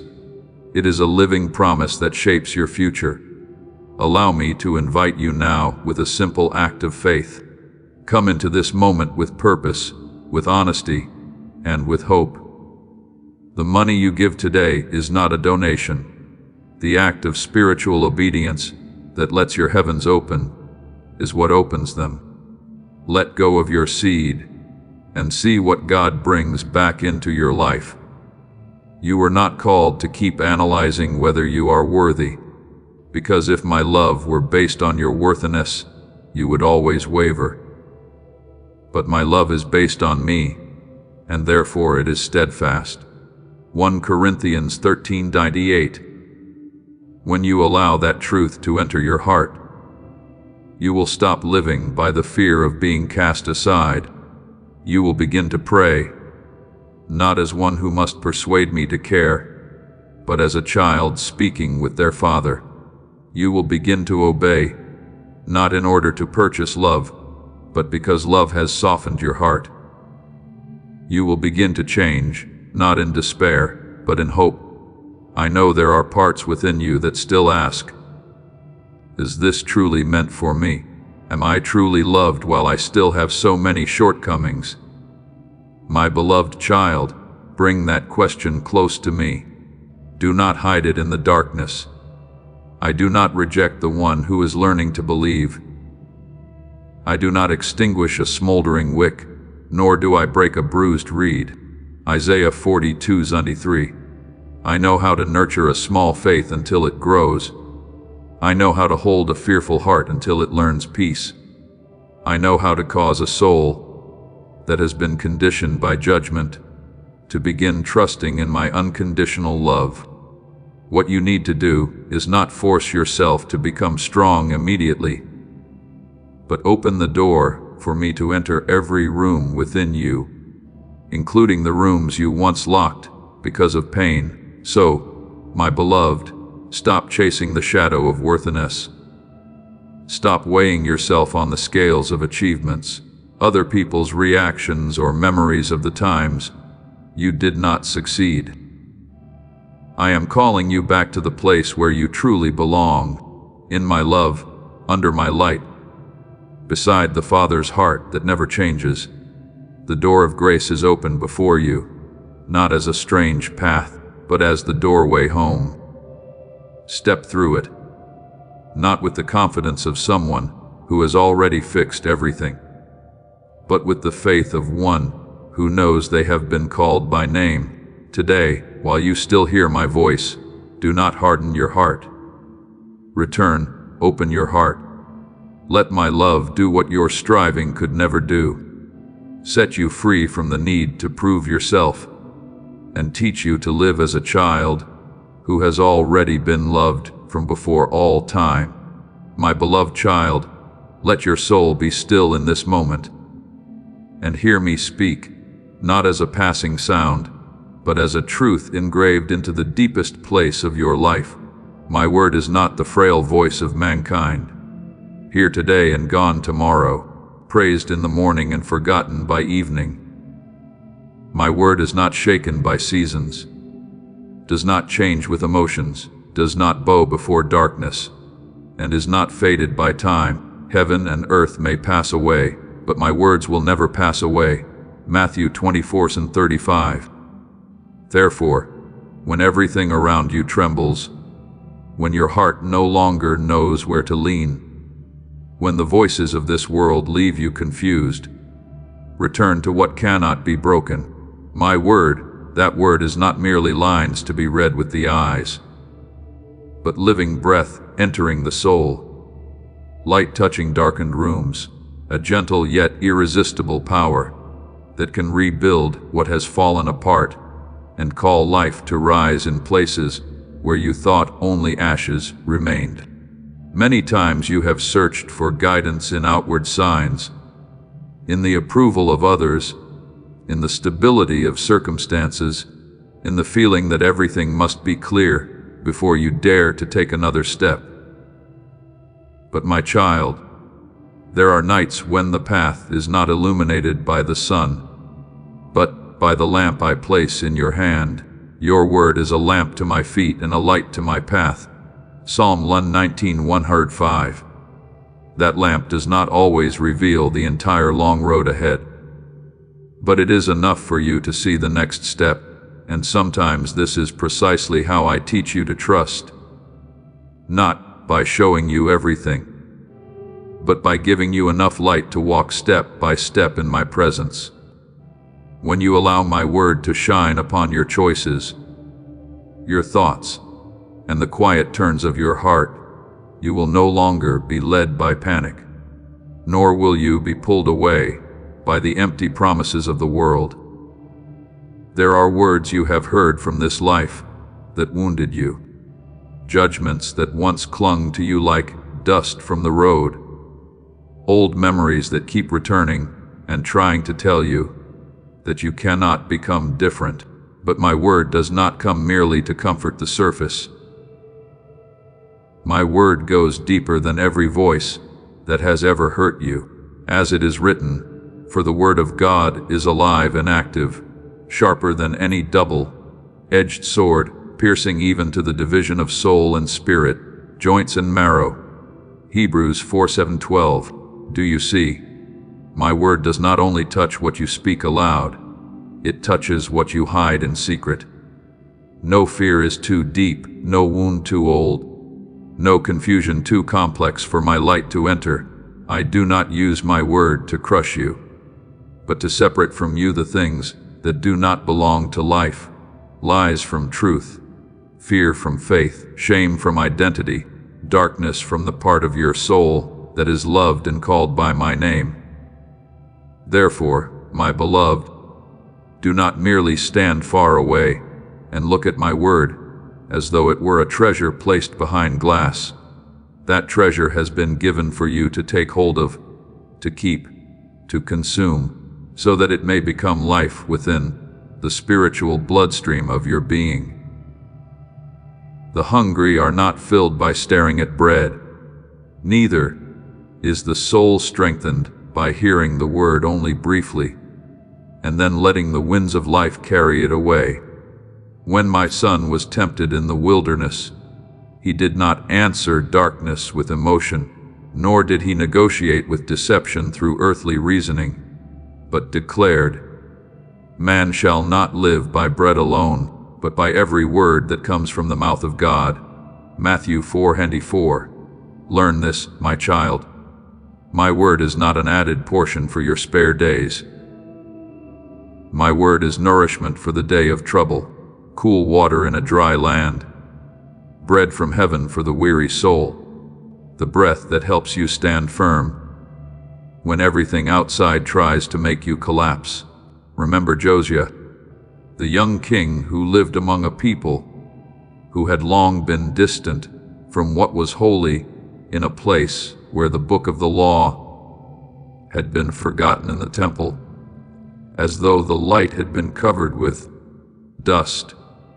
But when that book was found and read before the king, his heart broke, and he tore his garments, not because of despair, but because my word had awakened holy reverence within him. 2 Kings 22:9-11. From a scroll that seemed forgotten, an entire reformation began. Do you see, sometimes what changes a person's life is not a loud sign, but the moment my word is opened and a heart truly listens. There are places within you that have also been covered by the dust of time, parts of your faith that were once forgotten because of weariness. But when you return to the word, I can cause a new awakening to rise, not noisy, but deep, not outwardly showy, but powerful enough to transform you from the very roots. And when the battle comes, do not step out empty-handed. I do not want you to live as one under attack, without knowing that weapons have already been placed in your hands. There will be arrows of doubt aimed at your heart. There will be lies whispering that I have forgotten you. There will be waves of fear trying to paint the future as a land without grace. In those moments, do not remain silent and allow darkness to preach to your soul.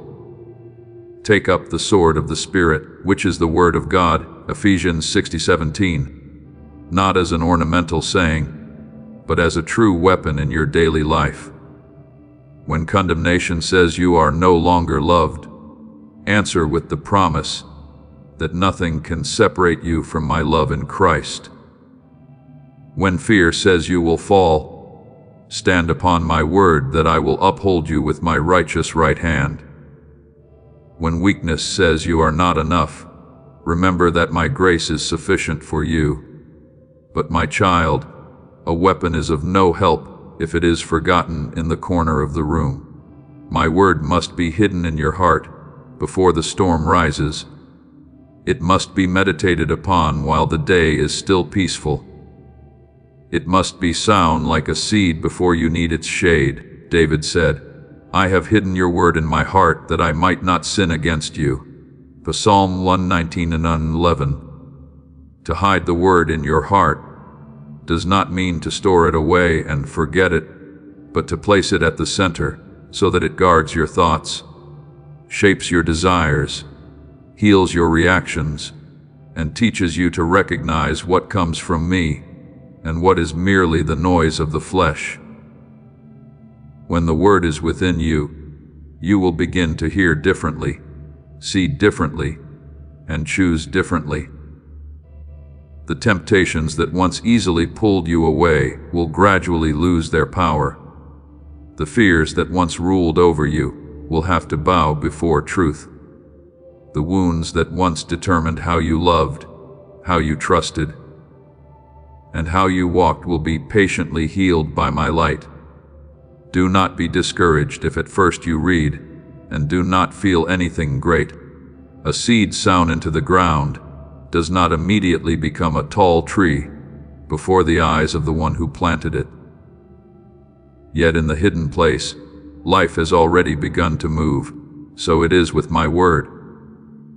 There are verses you read quietly today that tomorrow will become the strength that keeps you from a wrong decision. There are promises you remember today through tears that one day will become a song of victory upon your lips. There are truths you do not yet fully understand today, but when the season comes, the Holy Spirit will cause them to shine at the right time. My word that goes out from my mouth will not return to me empty, but will accomplish what I desire. Isaiah 55:11. Therefore, do not take lightly the moments when you sit with the Word. Do not despise the times when you open Scripture in weariness. Each time you are placing your soul beneath the rain of grace, and I am working more deeply than your emotions can measure. I want you to understand that my word does not only guide you, my word draws you back to me. For the final purpose of the word is not merely that you would know more things, but that you would belong to me more deeply, love me more truly, and walk with me more closely. If you read the word and your heart becomes proud, then you have not allowed the word to go deep enough. If you read the word only to use it to condemn others, then you have not heard the heartbeat of the Father. My word is both sword and oil. It both exposes and binds up. It both corrects and embraces. It may wound you for a moment, because it touches what needs to be healed. But that pain is the pain of one being set free, not of one being destroyed. All Scripture is God-breathed and is useful for teaching, rebuking, correcting, and training in righteousness. 2 Timothy 3:16. So that you would not keep wandering in immaturity, but grow in light, truth, and love. So today, my beloved, return to the Word as one returns to a pure stream. After days of drinking the muddy waters of anxiety, open the Word not as a cold habit, but as a child opening a letter from their father. Read slowly, listen deeply, hold it firmly, and allow every line to soak into the places where you once allowed fear to dwell. When darkness speaks, let my word answer. When your heart wavers, let my word anchor you. When the road ahead is covered in mist, let my word become the lamp beneath your feet. I have not left you without guidance. I have not left you without a weapon. I have not left you hungry along the journey. My word is near you in your mouth and in your heart, so that you may live by it, stand by it, and overcome by it. Take it up, my child. Consume it, meditate on it, believe it, and walk in it. For when my word is within you, you are no longer merely carrying a book in your hands. You are carrying the light of heaven within your soul. My beloved child, let your heart stand still in my peace, and hear this word as a gentle, yet powerful trumpet sounding within your soul. Do not step back simply because your eyes have not yet seen the fullness of what I have promised. Do not be quick to let go just because the journey has lasted longer than you imagined. Do not allow darkness to use delay to persuade you that the promise has died. My word is not a set of lifeless lines resting on a page, nor is it an ancient voice belonging only to generations long past. My word is alive, carrying the breath of heaven with power to shatter lies, rebuild faith, strengthen weak knees, and teach weary hearts to hope again. As it is written, the grass withers and the flowers fall, but the word of our God endures forever. Isaiah 48:8.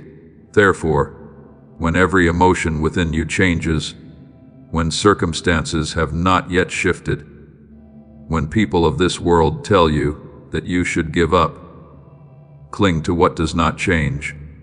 I have spoken, and my word will not return empty. There are battles you do not win by shouting louder, nor by exhausting yourself with effort, nor by explaining yourself to every opposing voice. There are battles that are won only when you stand still in truth and refuse to give lies a place inside the house of your soul. The enemy often does not come first with swords and spears, but with whispers that you have been forgotten, that you are not strong enough, that the promise is too far away, that your past has the right to determine your future. But my child, when you take hold of my word by faith, those whispers lose the ground beneath them. Resist the devil, and he will flee from you. James 4:7. Resistance is not always straining your self-intention. Many times it is calmly telling your own heart, I belong to the Father. I stand upon the promise. I will not bow to any voice that contradicts his truth. Do not think you must create victory by your own strength. I do not call you into battle and then leave you standing alone in an open field. I go before you as the one who makes the way. I walk beside you as the one who upholds you. I stand behind you as a wall of fire protecting you. And I dwell within you as an unfailing source of strength. When you take one step in trust, that step is not lonely before me. I see every time you try to hold on to faith while your heart trembles, every time you choose prayer instead of panic, every time you refuse to return to the old path. Even though it feels more familiar, I have spoken. I will go before you and level the uneven places. I will break down gates of bronze and cut through bars of iron. Isaiah 45:2. Do you see? There are doors you do not have the strength to open by yourself, but no door is too strong for me to break when my appointed time has come. When what lies ahead is unclear, do not let that uncertainty become proof that I am absent. Many times I do not show you the whole road, because I am teaching you to recognize my hand, not merely to recognize the map. The people of Israel stood before the Red Sea with deep waters in front of them, enemies behind them, and every human reason, saying they had reached the end. But the place mankind calls a dead end, I call a doorway for glory. Moses said to the people, the Lord will fight for you. You need only to be still. Exodus 14:14. That stillness was not helpless passivity. It was faith learning to stop panicking long enough to see me act. And then the sea parted not before they came near, but when obedience met my power, my beloved.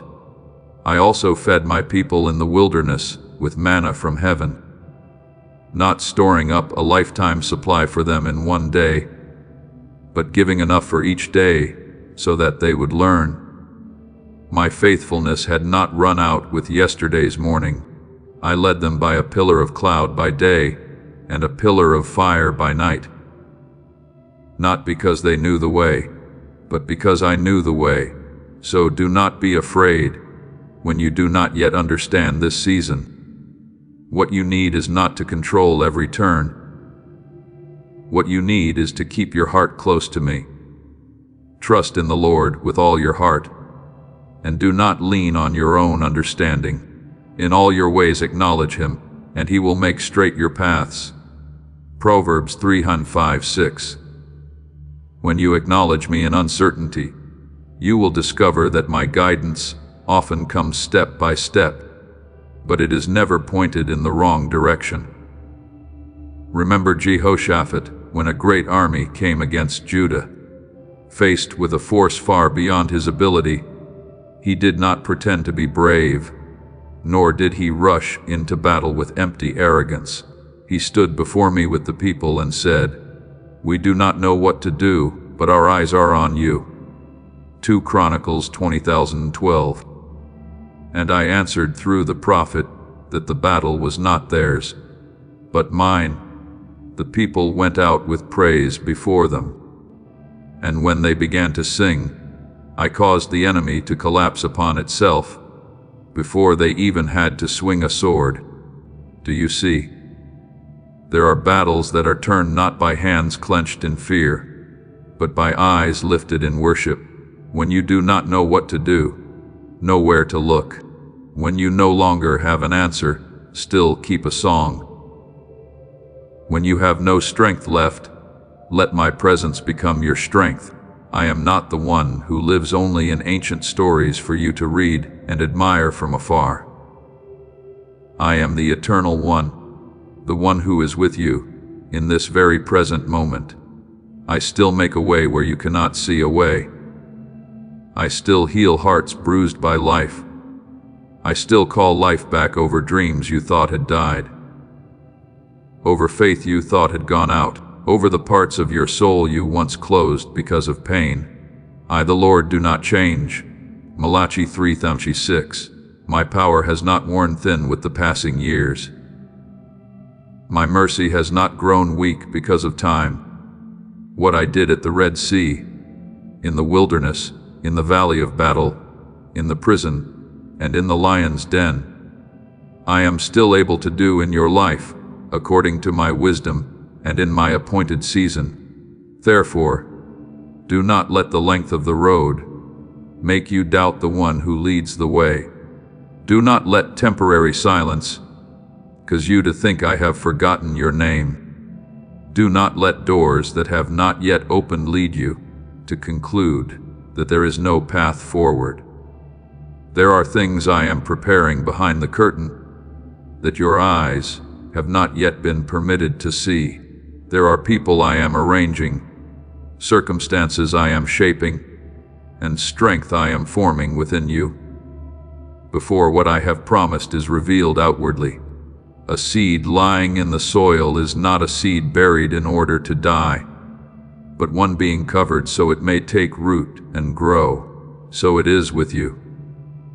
There are seasons when I hide you in stillness, not to abandon you, but so your roots may sink deeper into me. When the season comes, what I have planted will rise with a life that no human hand can hold back. So stand firm, my beloved. Stand firm, not with the hardness of the flesh, but with the tenderness that knows how to lean upon me. Stand firm, not because you never grow tired, but because when you are tired, you know how to rest upon the one who never wearies. Stand firm, not because you see everything, but because you know that I see everything. Let my word be in your mouth when darkness lies, in your heart when fear rises, beneath your feet when the road becomes uneven, and before your eyes when the promise has not yet taken form, and after you have done everything to stand. Ephesians 60:13. I am with you in that standing. I am lifting you, keeping you, leading you, and fighting for you. Do not let go. Do not turn back. Do not call the middle chapter the ending. What I have spoken is still alive. And as you continue to walk with me, you will see that my hand has never left your life. My beloved child, do not be afraid of the parts within you that still tremble, and do not rush to condemn yourself simply because you are not yet as strong as you once hoped to be. I do not look at you with the severe eyes of the world, nor do I measure you by the standard of those who only know how to honor outward steadiness. There are forms of true strength that do not begin with a shout of victory, but in the hidden room where a weary soul still dares to lift its eyes and say, Father, I am still here. I know the nights you have passed through. I know the times you had to smile while your heart was full of cracks. I know even the places within you that were wounded so deeply you thought you could never heal. But my child, the place you call weakness can become the very place where my grace dwells most deeply. As I have spoken, my grace is sufficient for you, for my power is made perfect in weakness. 2 Corinthians 12:9. So do not hide your wounds before me, as though they make you shameful.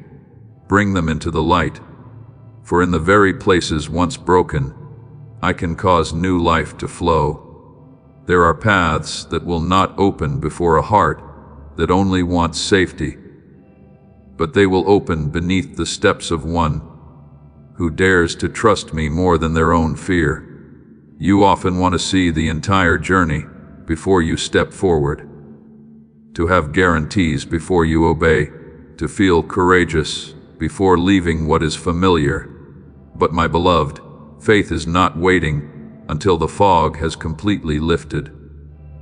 Faith is taking hold of my hand in the midst of the fog and walking, because you know the one who leads you does not lose his way. The righteous will live by faith. Romans 1:10-17.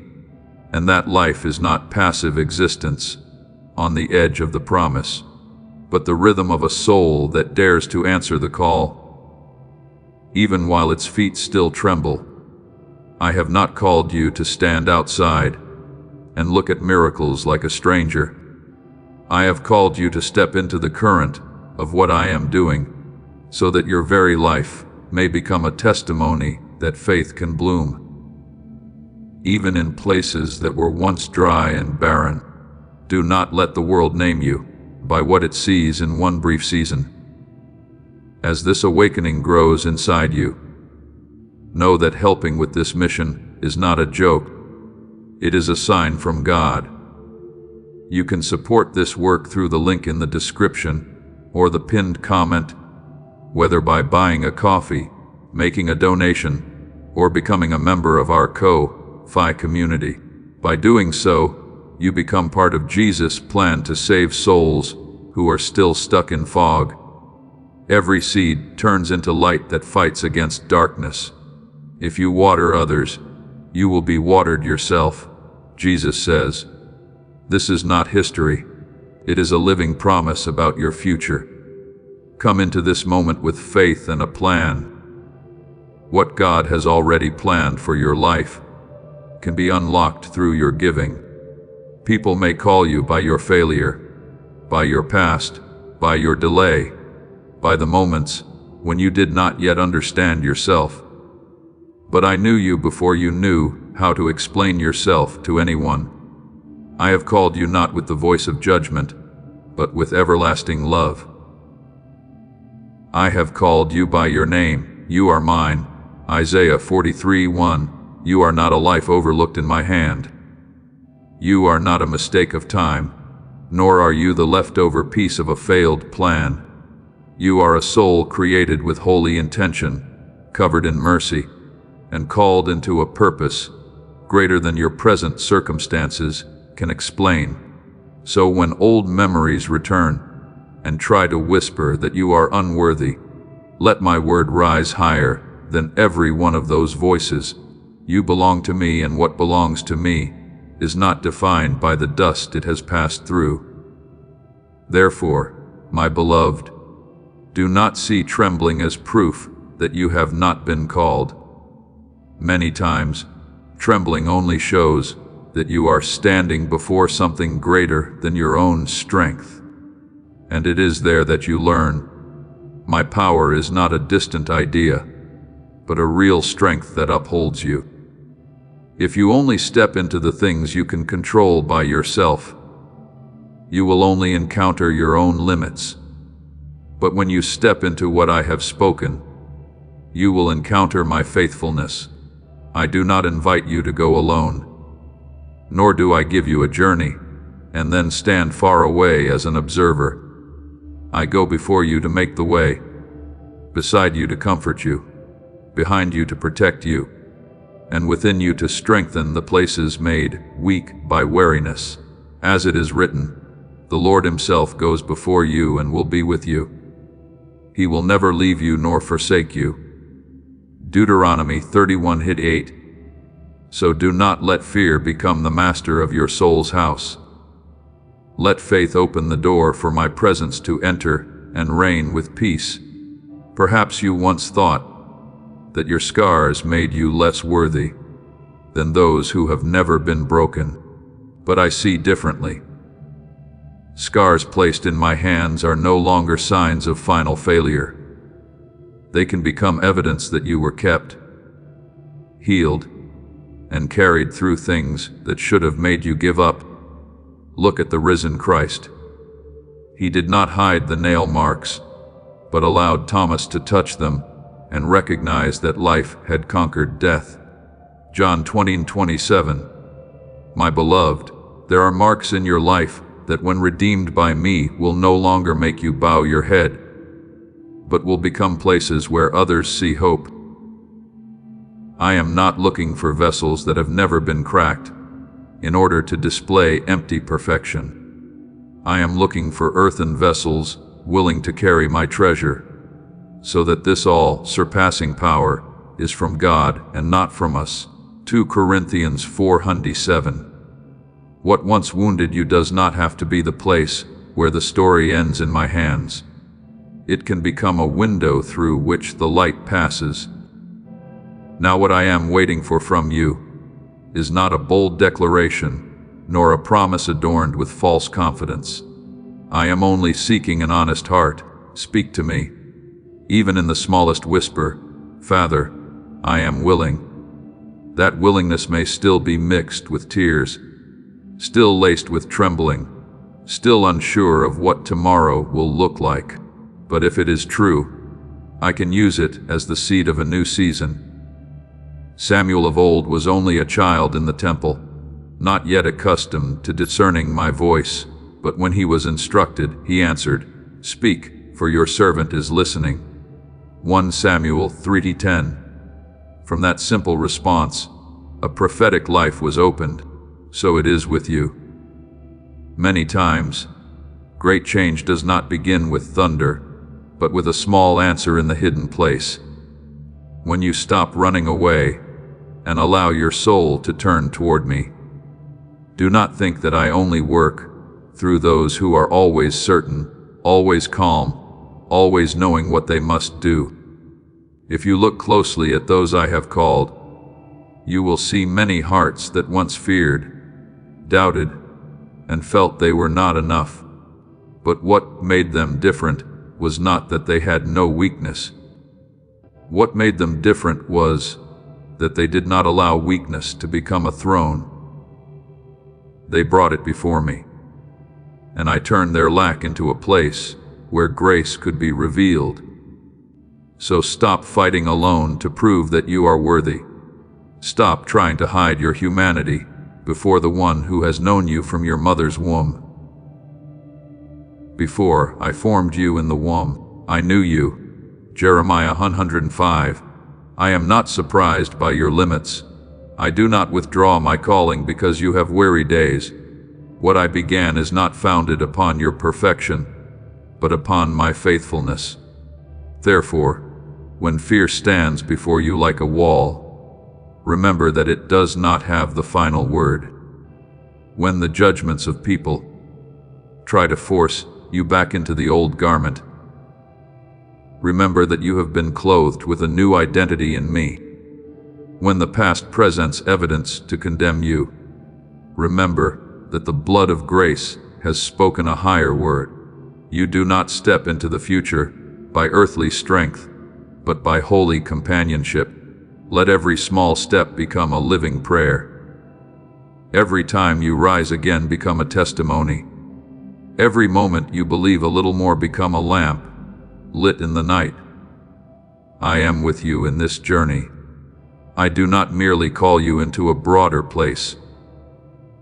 I will teach you to breathe in that spacious place, to stand firm in that light, and to live as one who is loved, chosen, and kept. Walk forward, my beloved, not because you are no longer weak, but because I am strong enough within you, my beloved child.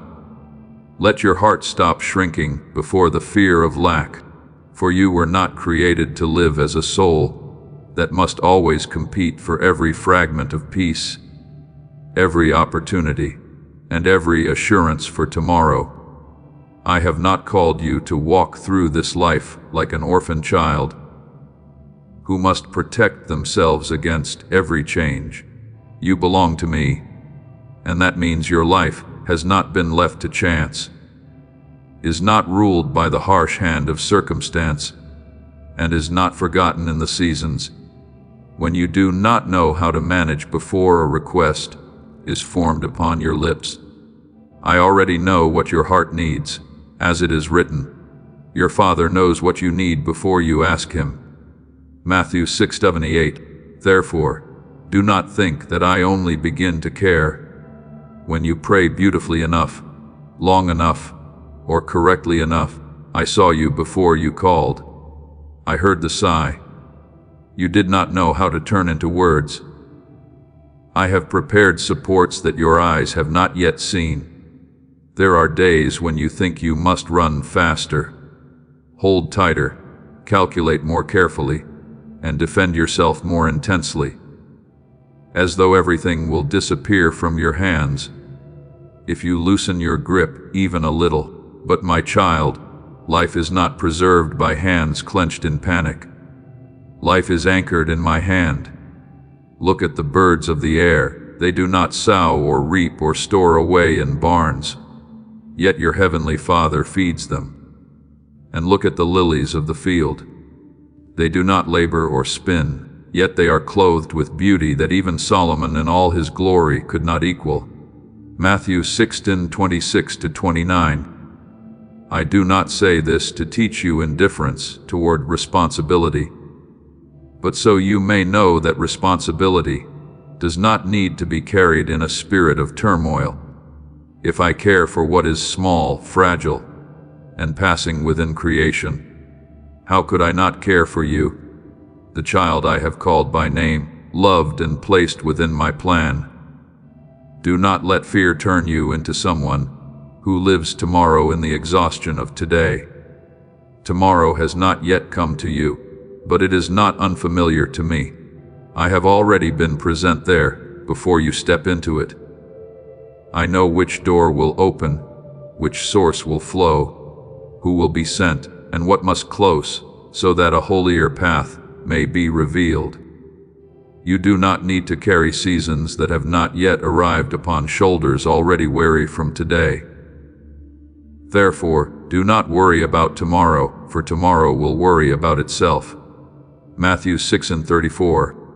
That word is not an invitation to live carelessly, but an invitation to live in the order of peace. Do your part today with faithfulness, and leave what belongs to tomorrow in the hands of the one who never sleeps. When you surrender the burdens that were never assigned to you, your soul will begin to breathe in the freedom I have prepared for you. The wilderness, my beloved, is not proof that you have been abandoned by me many times. The wilderness is a holy classroom where I remove false supports from you in order to teach you who your true source is. In the place where there are not many things to cling to, you learn to cling to me. In the dry land, you learn that life does not come only from what the eyes can see, but from the one who speaks and brings it to pass. The people of Israel once passed through the wilderness, and I fed them with manna every morning, not giving them excess so they could proudly store it up in fear, but giving them enough so they could learn the rhythm of daily trust. Exodus 16:4. Do you see? Sometimes I do not give you every answer at once, because I want you to know that my faithfulness is the true supply, not the amount you are holding in your hands. What I give today is enough for today, and what you need tomorrow will meet tomorrow's grace. You may be looking at closed doors and thinking they mean the end, but I see other doors you have not yet seen. I know the path beyond the rock, the stream beneath the desert floor, the jar of oil that can continue to flow as long as faith remains open. I am the one who says, see, I am doing a new thing now. It springs up. Do you not perceive it? I will make a way in the wilderness and rivers in the desert. Isaiah 40:19. Do not measure my power by the map you currently possess. Do not limit my provision to familiar roads. When an old path closes, it does not mean I have run out of ways. There are seasons when I close what you once leaned upon, not to leave you lacking, but to lead you into a supply that is purer, truer, and more peaceful, one that comes from my hand and not from your striving. Remember the widow of Zarephath in the days of famine. She had only a handful of flour in a jar and a little oil in a jug, and she thought it would be the last meal for herself and her son. But through the prophet Elijah, I invited her into an act of trust at the very moment when lack was shouting the loudest. And when she obeyed, the jar of flour was not used up, and the jug of oil did not run dry, according to the word I had spoken. 1 Kings 17:14-16. That story is not meant to make you fear that I will take away your final portion. It is meant to help you understand that when what is small is placed in my hands, it is no longer limited by human calculation. I can make what you thought was not enough become the place where my sufficiency is revealed. I can feed you not only through the source you can see, but through the source my word commands to exist. So do not let your present lack prophecy falsely over your future. Do not let your account, your circumstances, delayed opportunities, or the emptiness in your hands make you conclude that I am not caring for you. There are things you call lack that I am using to deepen faith. There are things you call delay that I am using to prepare the right season. There are things you call loss that I am using to cut you free from dependence on wells that cannot hold water. The Lord is my shepherd, I shall not want. Psalm 23:1.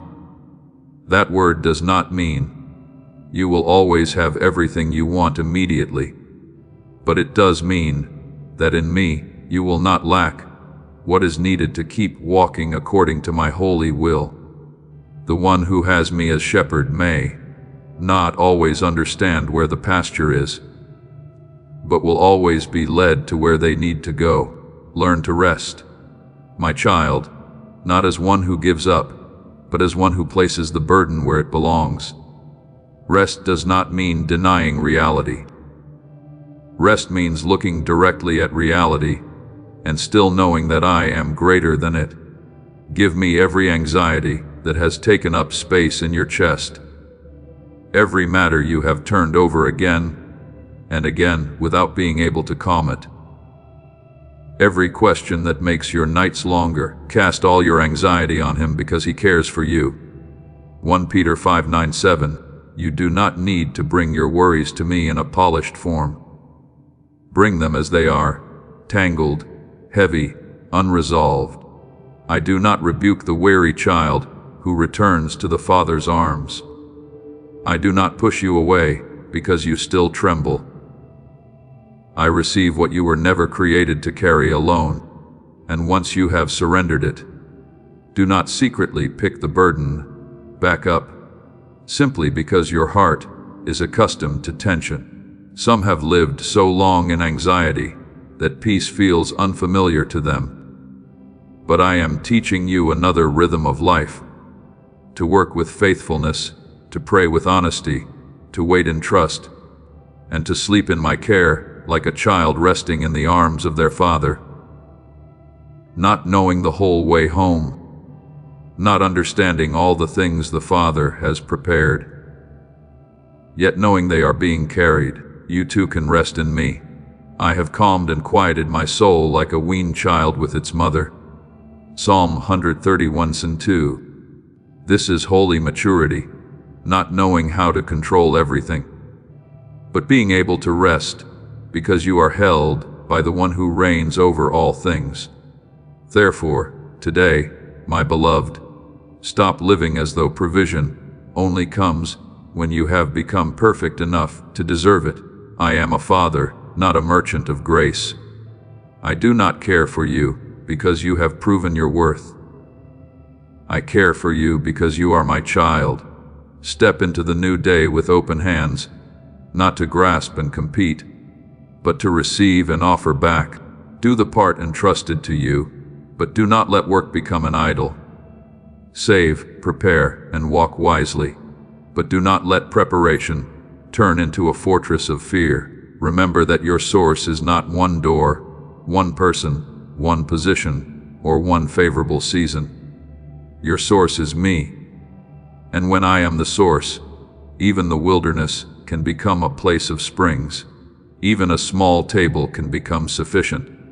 And even an unclear tomorrow can be entered with peace. I have seen you. I know what you need. I am already before you. Rest in my love, and let your heart learn again this simple yet powerful truth. Your Father will take care of you. My beloved child, there are moments in your life when it feels as though all strength has slipped from your hands. When your feet no longer want to take another step. When your mind grows dim beneath unanswered questions. When your heart seems to beat only in quiet exhaustion. You look around and think you have reached the very end, a place where no one truly understands, no one truly hears, and no one truly remains long enough to see what is breaking open inside you. But my child, precisely in the place you call your final limit, I am not absent. I do not stand far above merely watching you endure, nor do I come with a voice of rebuke, because you have grown weak. I draw near like a father bending down beside his exhausted child, placing my hand upon your shoulder, covering the trembling places within you with my presence. As it is written, the Lord is close to the brokenhearted and saves those who are crushed in spirit. Psalm 34:18. Your pain does not push me away. Rather, it becomes the very place where I come near tenderly, gently, and faithfully.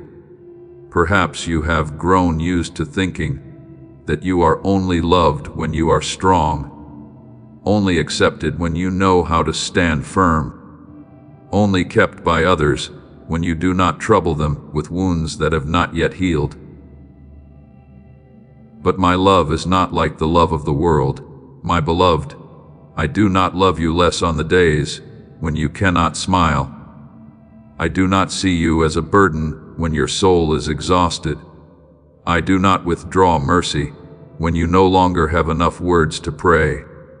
There are sighs you think no one hears, but the Holy Spirit has brought them before me with intercessions deeper than human speech. The Spirit also helps us in our weakness, for we do not know what we ought to pray for. Romans 8:26. When your lips are silent because of pain, heaven is still not silent concerning you. When you no longer know what to say, I still understand what your tears are speaking. Do not think that the nights when you cried alone fell into some cold emptiness. Not one of your tears has been taken lightly by me. Not one of your sorrows has been mistaken as meaningless weakness. People may forget, may fail to see, may pass by your sadness because they are occupied with their own noise. But I do not. You have kept count of my wanderings, put my tears in your bottle. Psalm 56:8. Do you see? What you thought had dissolved into the darkness has been kept by me in holy remembrance. I do not gather your tears to remind you of pain, but so you may know that everything you have endured has passed before my eyes, and not one moment of that journey has been overlooked by the Father's mercy. Remember Hagar in the wilderness, when she was driven into a place of loneliness, carrying fear, humiliation, and a child who was thirsting near death. She placed the boy under a bush and sat at a distance, weeping because she could not bear to watch her child fade away before her eyes. But in that desolate place, I heard the voice of the child, opened Hagar's eyes so she could see the well of water nearby, and she called me the God who sees me. Genesis 16:13, 21-17:19. My beloved, that story does not belong only to a mother in an ancient wilderness. It speaks to you that I see the forgotten, hear the cry in places where no one comes, and open a source of life in the very land where you thought only despair remained. Perhaps your well has not yet appeared, because your eyes are blurred with tears. But I can still open your eyes at the right time to see what I have prepared. I know there are sorrows that make no loud sound. They do not shake the room, do not cause others to stop, and do not have a clear shape that makes them easy for you to explain. They simply lie quietly within your heart, making ordinary tasks feel heavy, making a day feel longer, making even silence echo with loneliness. But my child, quiet pain is not invisible before me. He heals the brokenhearted and binds up their wounds. Psalm 147:3. I do not hurry you to stand up while you are still bleeding. I do not treat healing as a cold command. I come like oil poured upon a wound, like a hand bandaging every torn place, like a light that does not blind the eyes, but slowly drives out the darkness from a room that has been closed for far too long. There are times when you ask within your heart, why do I have to go through this? Why have I prayed and still remained in pain? Why have I tried to be strong and still fallen apart? My beloved child, not every sorrow has an immediate answer in the very moment you are enduring it, but nothing you place in my hands is ever wasted. I am not the one who creates evil in order to torment you, but I am the one who has the power to enter the place where evil has wounded you and turn it into soil for restoration, into a place where your heart learns the depth of grace. All things work together for the good of those who love God. Romans 8:28. That word does not mean that all things are good, but it means that I am powerful enough not to let pain have the final word over your life. What once made you weep can, in my hands, become the place where you come to know deeper mercy, truer gentleness, and a faith no longer as fragile as before. Therefore, when you see yourself as weak, do not quickly conclude that you are failing. There are seasons when the soul needs to be carried more than pushed. There are days when you do not need to climb any mountain at all. You only need to let me be with you in the valley. David did not say that he went around the valley of the shadow of death, but he said, even though I walk through the valley of the shadow of death, I will fear no evil, for you are with me. Psalm 23:4. My presence does not always erase the valley immediately, but it makes the valley no longer a place where you are swallowed alone. When I am with you, the shadow of death cannot become your home. It is only a place you pass through, even if slowly, even if trembling, even if you must lean on my rod and my staff with every step. You are about to enter your divine future. Remember that this message does not end with you. People can use your breakthrough to get where they need to go through the link in the description or the pinned comment. Whether by buying a coffee, making a donation, or becoming a member of our Ko-Fi community, you can help this mission. By doing so, you are sowing into the awakening, deliverance, and restoration of souls who are still trapped in darkness. This is not poetry when Jesus says, "Give, and heaven will open over you."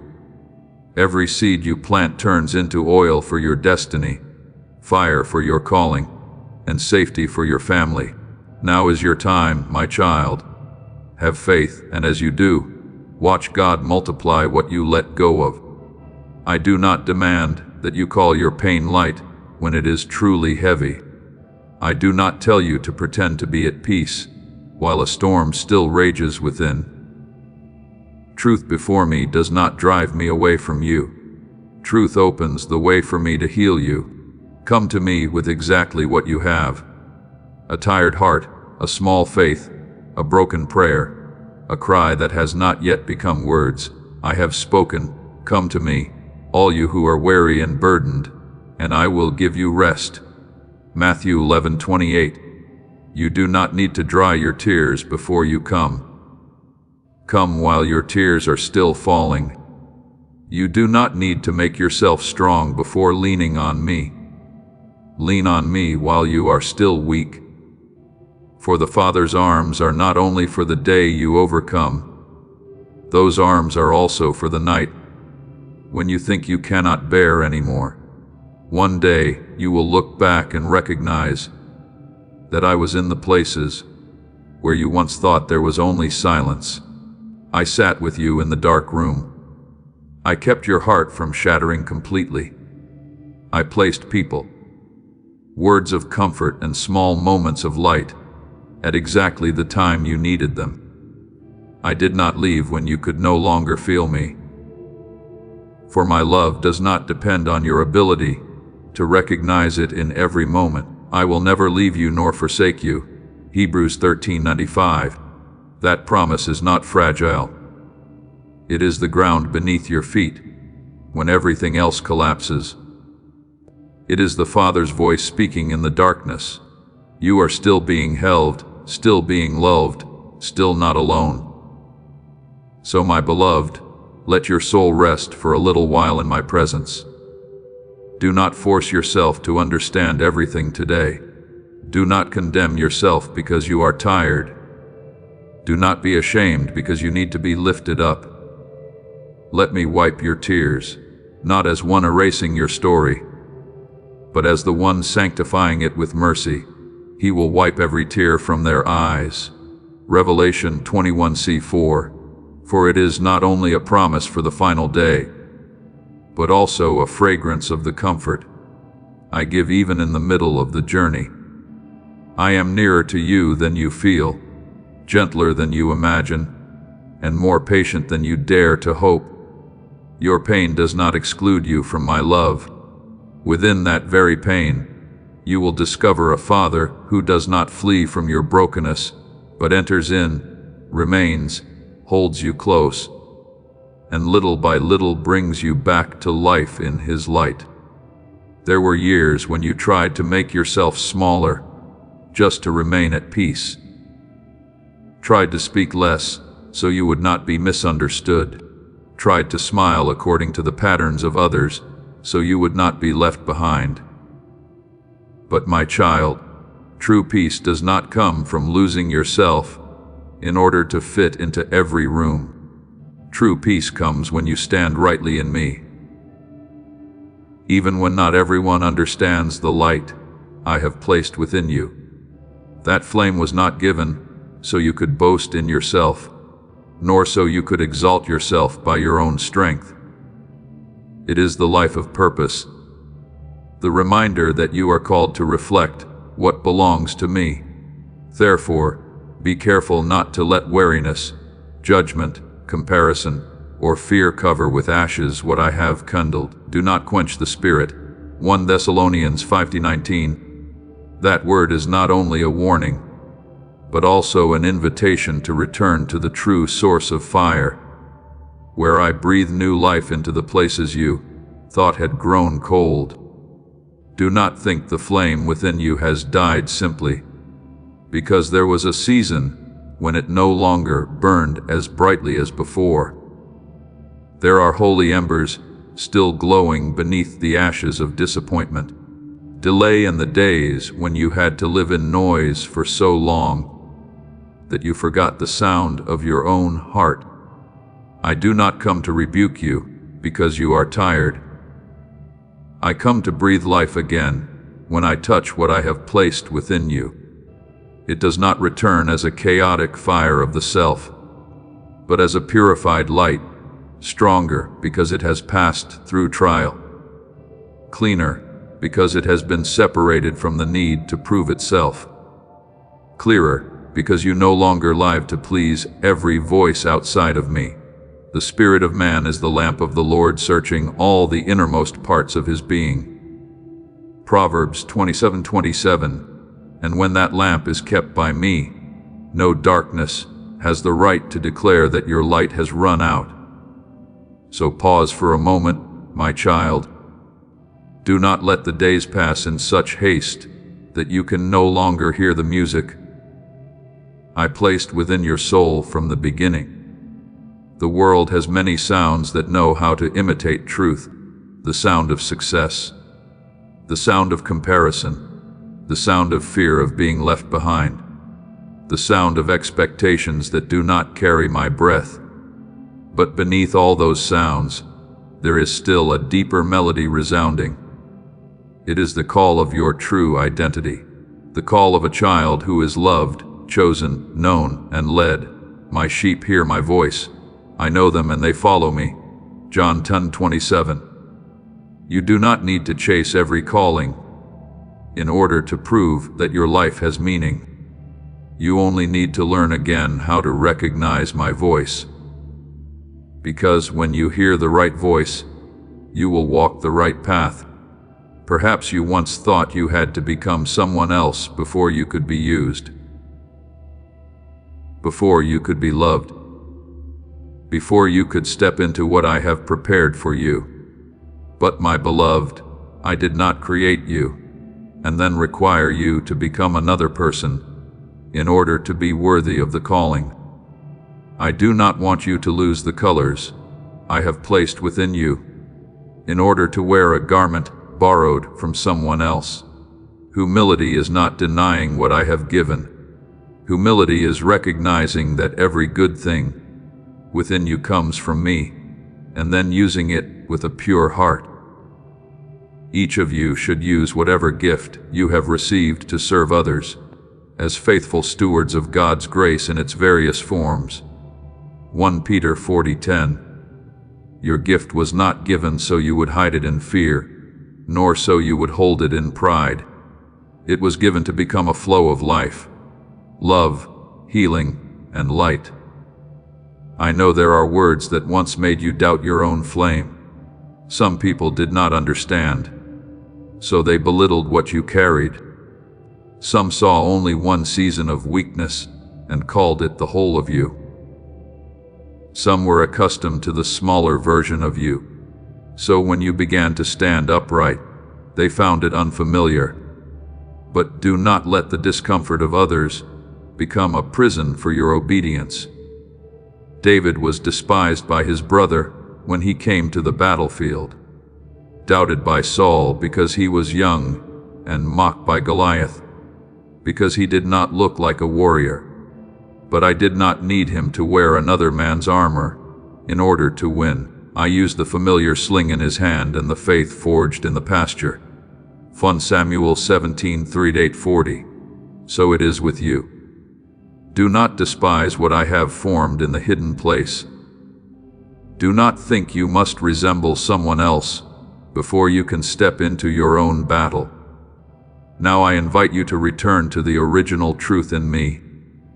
Returning does not mean going back to the old self that has not been transformed, but returning to the holy origin of your identity, where you no longer live behind masks, no longer beg the world for permission to exist, and no longer apologize for the light I have placed within you. Let me touch the deepest place where the music is still playing, even though it has been drowned out many times. Let me remove the dust of the years when you tried to please everyone. Let me separate within you what comes from me from what only comes from fear. Where the Spirit of the Lord is, 2 Corinthians 3:17, that freedom does not make you rebel in the flesh. It causes you to stand in truth, gentle, yet no longer chained by the approval of mankind. Therefore, my beloved, do not quench what I am rekindling within you. Do not make the calling smaller simply because it makes you different. Do not bury the gift simply because someone once failed to value it. Do not forget your first love simply because the journey has carried seasons of weariness. Return to me, and I will breathe new life into that flame. Listen, and you will recognize that you do not need to become anyone else. You only need to become yourself in me, more genuine, brighter, purer, more courageous, softer, and more alive. I am the one who sang the first melody over your soul. I am the one who lit the fire before you knew how to name it. And I am still here not to let what belongs to me be extinguished, but to cause it to burn in the right season, in the right way, for the right purpose, until your life becomes a quiet song, recognized by heaven and impossible for darkness to silence. My beloved child, I know you in a place deeper than anything you try to present to the world. I do not only see the face you bring outside, the answers you use to hide your weariness, or the appearance of strength you have learned in order to survive in life. I look into the purest part within you, where there is still a holy memory of me, where your soul still recognizes the Father's voice, even though noise has sometimes made it feel unfamiliar. Perhaps you have tried to forget, tried to move on as though that calling belonged only to the past. But my child, what I have placed within you is not easily erased by time, disappointment, or mistakes. That flame may be covered with ashes. It may burn quietly beneath layers of exhaustion. It may no longer blaze as it did in the first season. But it has never been abandoned by me. As it is written, God's gifts and His call are irrevocable. Romans 11:29. What I have spoken over your life is not canceled by one season of wandering. What I have sown into your soul is still there, waiting for my breath to pass over it and bring it back to life at the right time. So do not let the distorted versions that the world has placed upon you become your true name. Some people only saw you in weakness and thought that was the whole of you. Some met you in a season of brokenness and framed you by that very wound. Some repeat old failures, as though they have the right to determine all the days that have not yet come. But I do not call you as mankind calls you. I do not define you by what you have passed through, but by what I have placed within you. I have called you by your name. You are mine. Isaiah 43:1. When I call your name, I am not calling a shadow swallowed by the past. I am calling a beloved child chosen, known, and created with a holy purpose. Let my word become the voice louder than every word that ever made you bow your head. There are gentle reminders within your heart that do not come from passing emotion. When in the middle of gray days, you suddenly hear a whisper saying that you cannot keep living like someone who has no hope left. When in the midst of self-condemnation, something deep within you still says that you are not a mistake.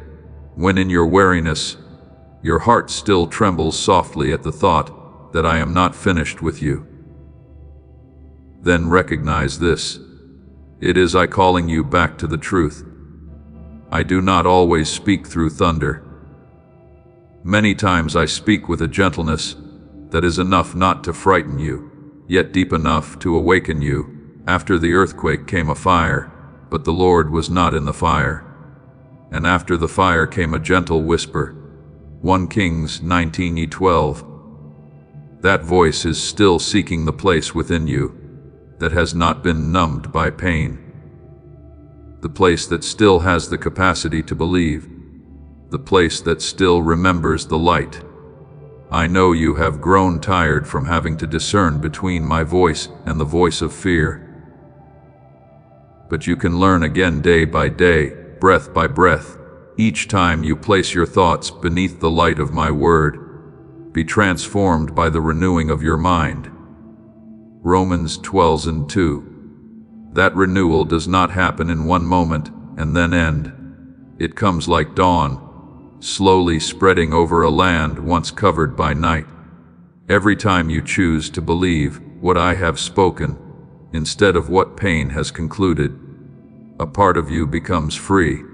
Every time you refuse to call yourself by the name of failure, a chain falls away. Every time you return to the word, you are allowing me to tune the sound within you back to the original melody I sang over your soul. Therefore, my beloved child, return to the truth about who you are in me. Do not stand too long before the distorted mirror of the world. Do not ask darkness whether you are worthy to shine. Do not ask the past for permission to have a future. I know you. I call you. I keep what I have placed within you. That flame has not gone out. That gift has not been withdrawn. That calling has not been erased from heaven. Let me breathe upon the ashes so life may rise again. Let me speak over the lies so truth may take back its throne in your heart. Let me touch your identity so you no longer live as one who has been distorted, but as a child who has been restored. When you cling to the truth, lies will lose their power. When you remain in me, you will no longer need to prove who you are. You only need to live from the place where you already belong, in love, in the promise, and in the light that darkness can never swallow.